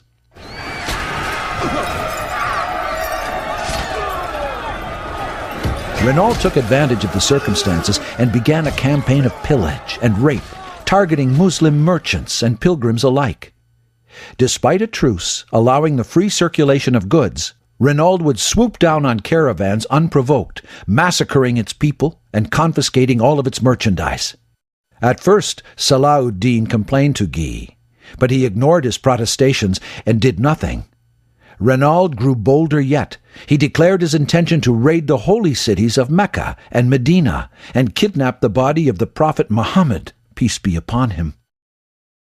In 1186, he captured a caravan en route to Mecca, massacred all the armed men, and led the remaining captives to his fort of Karak. When some of them dared to remind him of the truce, he remarked, "Let your Muhammad come and deliver you." Salahudeen had been much disturbed by the previous actions of Renaud, but now Renaud had crossed a line, daring to insult the Prophet Muhammad, peace be upon him. Salahudeen swore that he would kill Renaud with his own hands. He would make good on his promise. Renaud had willfully and deliberately broken the truce between the Muslims and the Christians. Salahudeen could read the writing on the wall. It was only a matter of time before the region would be brought to war. The Sultan sent messengers to all the emirs in the land of Islam, bearing the same message. The Franks had treacherously flouted their commitments. It was time for the Muslim nation to gather all its might and power to fight in the jihad against the Crusaders. Chapter 11. A Clever Ruse. Many a Muslim leader had underestimated the Frankish knight, especially his ability to charge into the midst of an army with terrific momentum, lance firmly entrenched in his underarm, body anchored against his high-back saddle. He was a human fortress, laced with heavy armor from head to toe. Over the many years that Frankish knights had fought with the Muslims, they learned many lessons. They kept close together in a box-like formation and placed their foot soldiers on the outside perimeter to protect their horses. The knights were patient, and their actions deliberate. Even 100 knights presented a formidable opponent. This time there would be thousands, and among them the fanatical Templars and Hospitallers. It was for this very occasion that Salahudeen had recruited a special breed of Mameluke warriors. Only 1,500 strong, but they were known for their speed, agility, and physical prowess. They wore light armor and rode the fastest horses in the land. Under the desert sun, they trained day in and day out until they learned to move effortlessly across the desert dunes. Salahudeen must have been wondering if his Mameluke warriors were ready to take on the knights. The Christians had gathered their forces in response to the Muslim call for jihad. They were garrisoned among the lush, watered gardens of Safuria. They occupied a position of strength from which they could repulse Muslim attacks with ease. No, the battle must not be fought at Safuria. It must be on the burning sands of Galilee, where the mobile, lightly armored, and lightning-fast Mamluks were at their strongest against the slower, heavily laden, iron-clad knights. But with experienced leaders like Ramon of Tiberias and Balian of Ibelin, how was one to draw them out into the desert and willingly abandon their position of strength? That was almost as hard as winning the war itself. Salahudeen's spies provided the answer. Tension between Ramon of Tiberias and the right-wing Renaud of Châtillon were at an all-time high. They reported the installation of a new king, the weak-minded coward named Guy de Lusignan. Was it possible that these experienced men would choose such a man to be their king and commander? The only explanation was that he was a puppet in the hands of the hawks. In that case, challenging the foolish pride of the new king may be the answer. Far from Safaria, across the desert plains of Hattin, lay Ramon's castle at Tiberias. There the Lady Eschiva remained alone and unprotected. Would the Christians come to the rescue of this damsel in distress? Salahudeen took a calculated risk and laid siege to the castle. Now it was a matter of waiting for the Christians to make the next move. When Guy de Lusignan heard of the siege, he assembled his counselors. This situation called into question a fundamental law of the kingdom, that the king had an obligation to go to the aid of a vassal if threatened by Muslim attack. This wasn't just any law, but the foundation on which the kingdom was established in the Christian outposts. How could small, outlying territories survive in the Muslim world without certain knowledge that the whole Christian state would come to the rescue of the smallest part? As a king, nobody would trust him if he did not go to the aid of the Lady Eschiva. But Count Ramon recognized Salahudeen's strategy at once. He called for quiet, and then spoke with authority. He pointed out Salahudeen's strategy. Salahudeen was simply baiting them out into the open. The Sultan would never harm his wife. All they had to do was sit tight and refuse to be drawn out of Safuria. Salahudeen would eventually tire and return home. If they marched out on the waterless plateau between Safuria and Tiberias with full strength, then they would risk a disaster of such magnitude that it would destroy the entire colonization of the Holy Land and betray the martyrs of the First Crusade.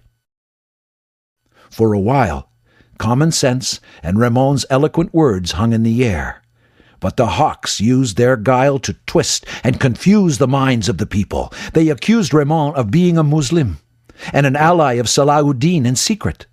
Why else would he not be concerned about the safety of his own wife? The king bowed to their threats and issued orders to march to Tiberias. Salahudeen's strategy worked. Chapter 12. The Battle of Hattin. The emirs came from the farthest corners of Muslim lands to answer the call for jihad. From east of the Euphrates came Muzaffar al-Din Gukburi. From Damascus, the Mamluk emir Sarim al-Din Kaimatz, and from Aleppo, Badr al-Din Dildirim. They came to join Salahudeen and his Mamluk warriors in what they knew to be a decisive confrontation with the Crusader knights. In the early hours of the 3rd of July, 1187, Salahudeen's scouts observed the Christian camp coming to life with intense activity. The enemy is preparing to march forth. Salahudeen is praying Fajr, the dawn prayer, outside the ruined walls of Tiberias when the messengers arrive. He is elated on the one hand, but feels the incredible responsibility on the other. He mounts his warhorse and sprints for 6 miles till he reaches Kafr Sap, where his command center is situated. Light forces have already been sent out by their wing commanders Taqiyuddin and Muzaffar-ud-Din Gukburi to harass the Franks. Their aim is not to turn the Crusaders back, but to slow them down so the natural elements have their fullest impact.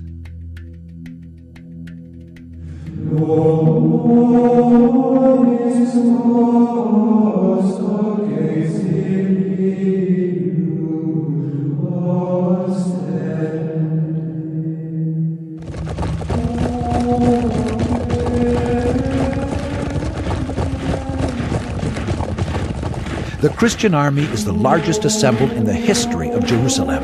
It travels in 3 sections. The leading section, or vanguard of the army, is commanded by Raymond of Tripoli and his personal contingent of knights.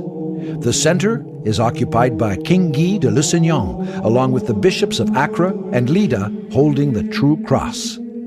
The rear guard is commanded by Balian of Ibelin and includes the Templars and Hospitallers.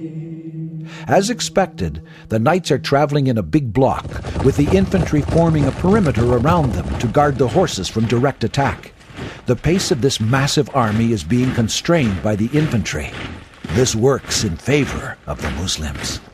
Although the Christians set out in the cool early hours of the morning, it isn't long before the direct heat of the sun begins to take its toll.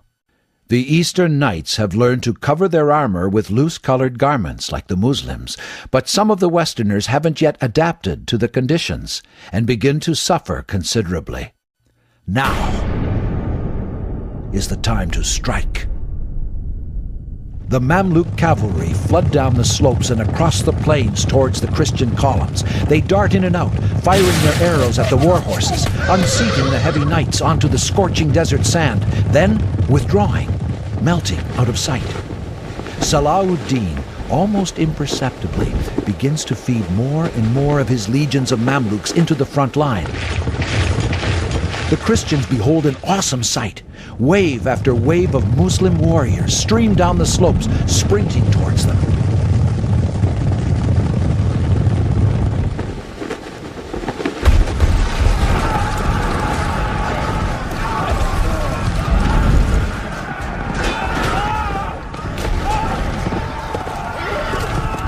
As the day progresses, the Franks begin to feel the exhaustion from the heat, the thirst, the constant shower of arrows from the sky. They are counterattacking with all the ferocity they can muster, but the Muslim cavalry shows no signs of weakening. In fact, they grow stronger and stronger. By midday, the sun is directly overhead. The heat is unbearable. Their armor is scorching hot, and all of the water in the small bottles is gone. They have been marching for 6 hours, and now they are stuck out in the open on a level field, completely exposed. At the front of the army, the wise and experienced Raymond knows that staying on this barren plain without shade or water is suicide. The knights must press on towards water, meaning they would have to sprint, leaving the infantry behind to their death and the rear guard cut off. That meant the Templars and the Hospitallers would bear the brunt of the Muslim attack. But in the interests of saving the bulk of the army, this was perfectly acceptable. But the rear guard had come to its own decision. They are a fair distance behind and suffering from continuous pounding from Gukburi's men. They pause to allow their knights to charge into the Muslim concentrations to break them up. Guy orders a full stop. Now Raymond loses his composure. Has the king gone completely mad? The whole army is trapped in the desert, surrounded and outnumbered by the Muslims. This is insane. Raymond decides to break away from the main body by charging into the midst of Taqiyuddin. Salahudeen is aware that if a large number of knights get away and manage to re-establish themselves in a defensive position near water, then the whole tide of the war could turn. So far, the son of Ayub has been content to harass the enemy, to slow their progress down, allowing the heat and the thirst to take their toll. But now he must strike with full force if the knights are to be prevented from reaching water. Salahudeen sends messengers to the left and right flanks, commanding Gukburi and Taqiyuddin to sweep around the enemy and block them from leaving the plain. He watches from his tent at Kafr Sabt as the two flanks of the Muslim army that have been restrained from engaging the Christians pour out onto the plain, attacking the Christians from the rear and the flank. Mamluks, Syrians, Turks at full gallop, relentless, wave after wave of colored banners of flashing steel. While the left wing of the Muslim army engages the length of the column, the right wing of the agile cavalry, led by Taqiyuddin, overtake the Christian vanguard, barring their approach to Hattin and safety. Nightfall approaches, and Ramon is forced to make camp with the rest of the Christian army. He knows the end is near. Salahudeen has successfully completed his first mission to keep the Christian army imprisoned on the plain, away from water. The night brings no rest to the Crusaders. From under the cover of darkness emerge scorpions and huge tarantulas that crawl into the clothing of the Christians, biting them. The Muslims keep up a steady shower of arrows all night. The thoughts of the Christians are dominated by their thirst for water. The morale in the Christian camp varies. The knights and the lords hold on to their faith dearly to sustain their hopes for the morrow. But the rank and file of the army's miserable. They blame their leaders for dragging them into this accursed battle, and they wonder if they will ever see their homes again. Although the Muslims feel victory is near, Salahudeen knows the knights are becoming increasingly desperate, and at some point they will resort to their most devastating weapon, the mounted charge.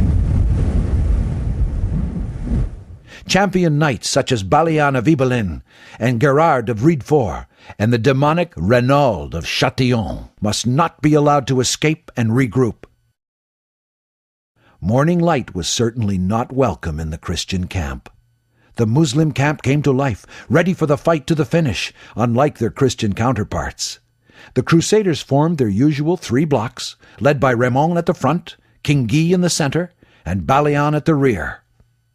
Unknown to the Christians, overnight a volunteer regiment had packed brushwood along the left flank. Now the firewood is alight, and hot ash and smoke begin to blow into their faces. The blaze is intense. It merely multiplies their thirst for water. Smoke is everywhere. Through the haze emerge the Muslim cavalry. Their blades cut, their arrows pierce, and then they mount away, only to reappear moments later. The Crusaders break their organized ranks and split into 3 parties. The majority of the nobles and the knights, including the Templars and the Hospitallers, mass around King Guy. They pitch a tent, creating a rallying point on top of the horns of Hattin. But Raymond believes there is no wisdom in staying put anymore. He summons the knights of Antioch and Sidon. They concentrate around him into a tightly packed unit and charge downhill at the Muslim legions. Taqiyuddin decides not to take them head-on. Instead, his agile horsemen simply swing out of the way, allowing Raymond's forces to sail past them downhill and out of the battlefield. The Muslim army surrounds the horns of Hattin. There are still hundreds of knights, and they have taken the advantage by occupying higher ground. This is the decisive moment. They gather their numbers together and charge. But the charge is not aimed at a way out, but at Salahudeen himself. Salahudeen's face turns ashen gray, and he pulls at his beard. Surely the battle cannot turn against the Muslims at this point. Salahudeen's Mamelukes rally around him, absorbing, resisting the force of the knights, pushing them back from whence they came. But the knights charge once again. This time, the Christians make it to Salahudeen's tent. The Sultan draws his sword and joins the fight. Not far away, Taqiyuddin and his horse archers have surrounded the bishops of Lida and Accra, guarding the true cross. Taqiyuddin orders his troops to abandon their bows and engage the enemy in hand-to-hand combat. The iron ring guarding the relic begins to dwindle, and Taqiyuddin bursts through the defenses, holding the true cross aloft. This is the final blow to many of the Christians. It seems that God has forsaken them. The relic had been borne into battle on all the famous occasions of the kingdom's history since 1099. Thousands of Christian warriors had given their lives to preserve it. The loss of the true cross symbolized the fall of the kingdom, as no other event could. But Salahudeen is not content until the red tent of the Christian king falls to the ground. He stands vexed and anxious, unwilling to join in the celebrations of his young son, until a mujahid finally cuts through the tent ropes and the red cloth floats to the floor. Salahudeen dismounts from his horse and prostrates himself to Allah. Not far away, King Guy sinks to the ground, throwing his sword away, covering his head with his arms. Virtually the entire leadership of the kingdom, except for three, Raymond of Tiberias, Balian of Ibelin, and Jocelyn de Courtenay, has fallen into Salahudeen's hands. The Sultan's sense of honor prevails over his actions. Standing on the burning sands in the middle of the desert, he presents a goblet of ice water to Guy, a symbol from one king to another, that kings do not kill each other. But Guy passes the goblet to Renaud. Salahudeen points out that he has not offered the water to Renaud. He accuses Renaud of breaking his oaths. Renaud replies, his arrogance unabated, "I did only what princes have always done. I followed the well-trodden path." Salahudeen contains his anger and leaves his tent for a while. He returns, bluntly offers Renaud conversion to Islam, something he knew the old crusader would take as an insult. Renaud refuses, and Salahudeen strikes him on the shoulder with his sword, cutting deeply into his neck. Renaud falls to his knees. A guard completes the execution by severing his head with his sword. Salahudeen's not done with the Crusaders yet. He had all the remaining Templars and Hospitallers executed, saying, "I wish to purify the land of these two monstrous orders, whose practices are of no use, who will never renounce their hostility and will render no service as slaves, but are all that is worst in this infidel race." Chapter 13. Jerusalem Liberated. Although the Sultan had his eyes on a number of cities such as Ascalon and Tyre, his fervent desires were linked to Jerusalem itself. For which Muslim would not wish to say to his Creator on Judgment Day, "I fought to free Jerusalem," or better still, "I died a martyr, fighting for the freedom of Jerusalem"? Salahudeen sent a message to the Christians.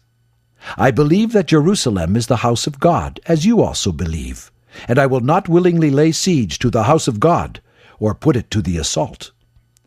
Even though the outcome was clearly inevitable, the Sultan put forward a proposal of unprecedented generosity.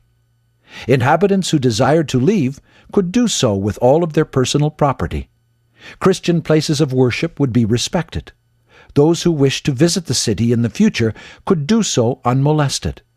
But to his surprise, the inhabitants of the city responded arrogantly.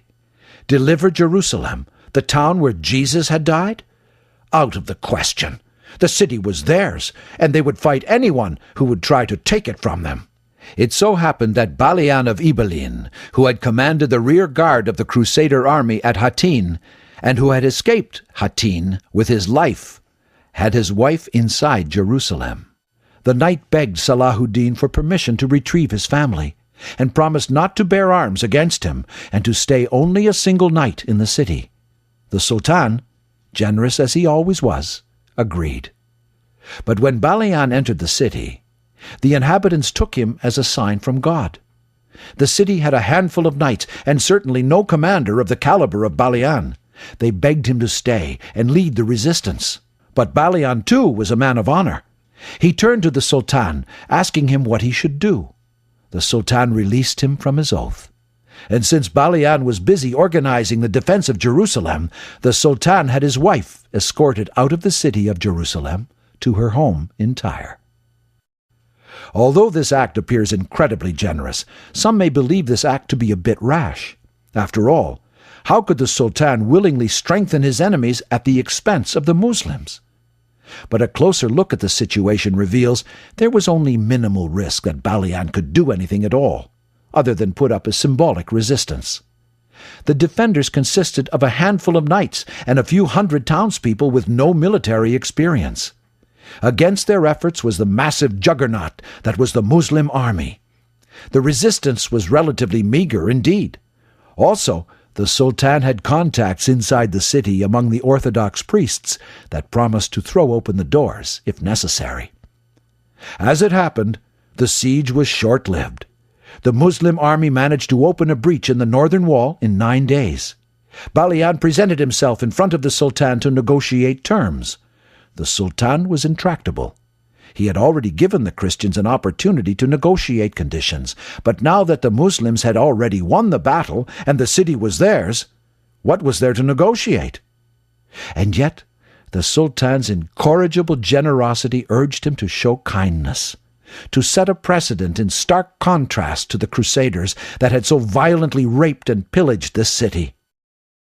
Salahudeen's advisers were familiar with the Sultan's propensity to forgive, even when it was not deserved. They begged the Sultan to, at the very least, obtain financial compensation from the Franks in exchange for their freedom. The price of freedom was 10 dinars for every man, 5 for every woman, and 1 for every child. Balian agreed in principle, but he made a plea for the poor, who could not afford even such meager sums. He asked the Sultan to release 7,000 of the poor for 30,000 dinars. The Sultan accepted, over the furious objections of his advisers. Satisfied, Balian ordered his men to put down their arms.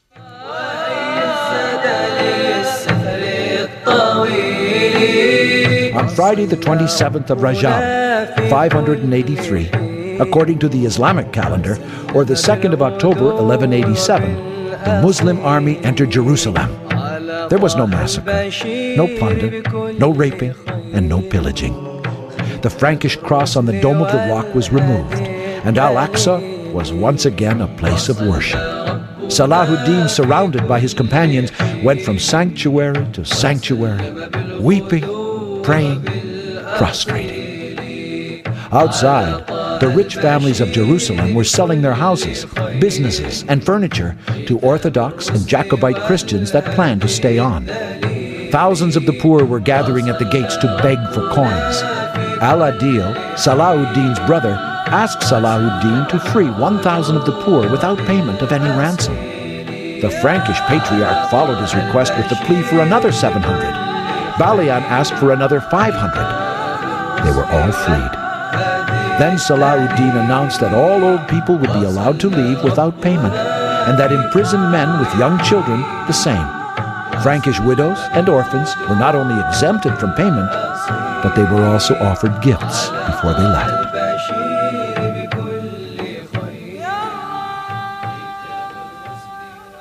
Salahudeen's treasurers were in utter despair, but their despair turned to rage when they saw the Patriarch of Jerusalem lead numerous chariots of gold, carpets, and all sorts of precious goods out of the city. The historian Imaduddin al-Isfahani turned to Salahudeen and said, "This patriarch is carrying off riches worth at least 200,000 dinars. We gave them permission to take their personal property with them, but not the treasures of the churches and the convents. You must not let them do it." But Salahudeen answered, "We must apply the letter of the accords we have signed, so that no one will be able to accuse the believers of having violated their treaties. On the contrary, Christians everywhere will remember the kindness that we have bestowed upon them." And thus, after 88 years, the city of Jerusalem returned to the fold of Islam. The Qadi of Damascus, Muhi al-Din ibn Zaki, rose to the pulpit, his voice powerful yet trembling with emotion. "Glory to Allah, who has bestowed this victory upon Islam, and who has returned this city to the fold after a century of perdition. Honor to this army, which he has chosen to complete the reconquest." Chapter 14. Conclusion. One simply cannot avoid making parallels between the situation of the Muslims today and that of the Muslims during the First Crusade. Today, the Muslim nation is split into pieces, each piece proclaiming itself to be a nation in its own right, and each nation's leader claiming to be a king. But the power of these Ridwans and Dukaks is a mere illusion, and like their predecessors, their thoughts are dominated by their petty conflicts. And in the shadows hide many a sect, like the assassins, weaving their treacherous plots, laying their traps, waiting patiently for the opportunity to strike down any glimmer of hope for the Ummah. Today, we suffer like our brethren before us. Rivers of blood flow once again in the Al-Quds. The scenes of Antioch and Ma'ara are being replicated in the lands of Islam, from China to North Africa. The words of Abu Sa'd al-Harawi ring true today as they did the day they were first uttered. How dare you slumber in the shade of complacent safety, leading lives as frivolous as garden flowers, while our brothers have no dwelling place, save the saddles of camels and the bellies of vultures? Blood has been spilled, beautiful young girls have been shamed, and must now hide their sweet faces in their hands. Never have the Muslims been so humiliated.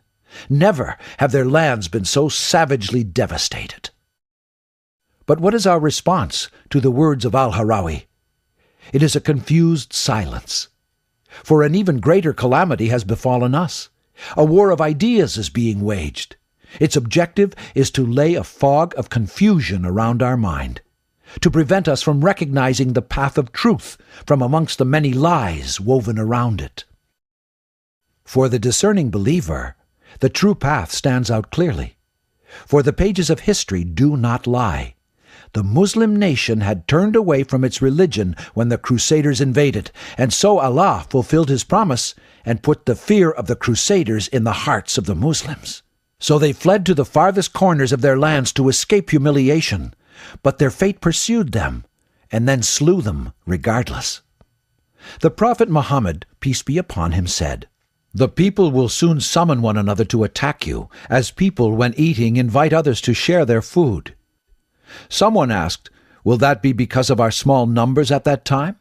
He replied, "No, you will be numerous at that time, but you will be froth and scum like that carried down by a torrent of water, and Allah will take the fear of you from the breasts of your enemy and cast al-wahan into your hearts."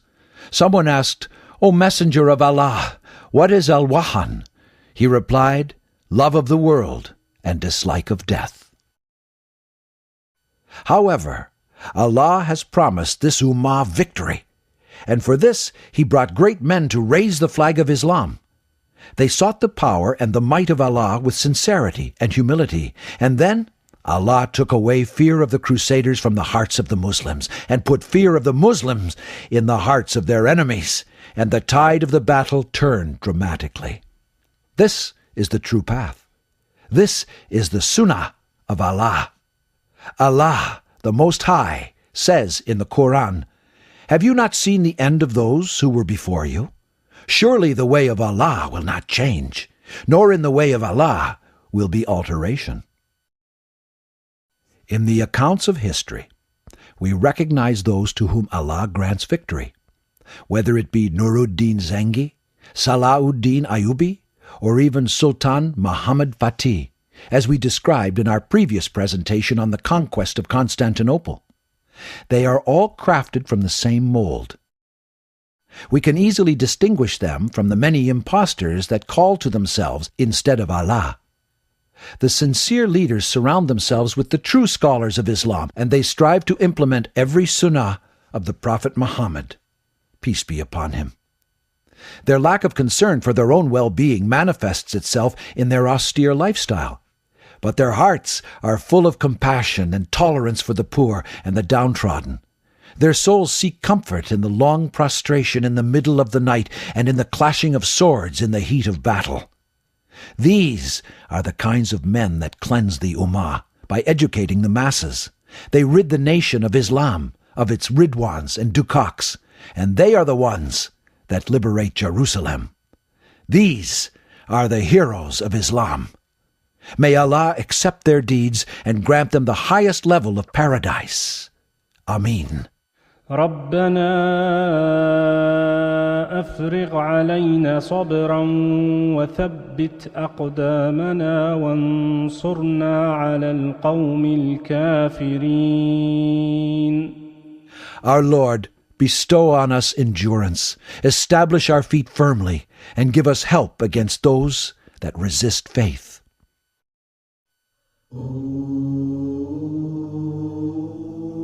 Islamic legacy. It is within these pages of history that we find the Sunnah of Allah. These are the rules that shape previous, current, and future events taking place across the world.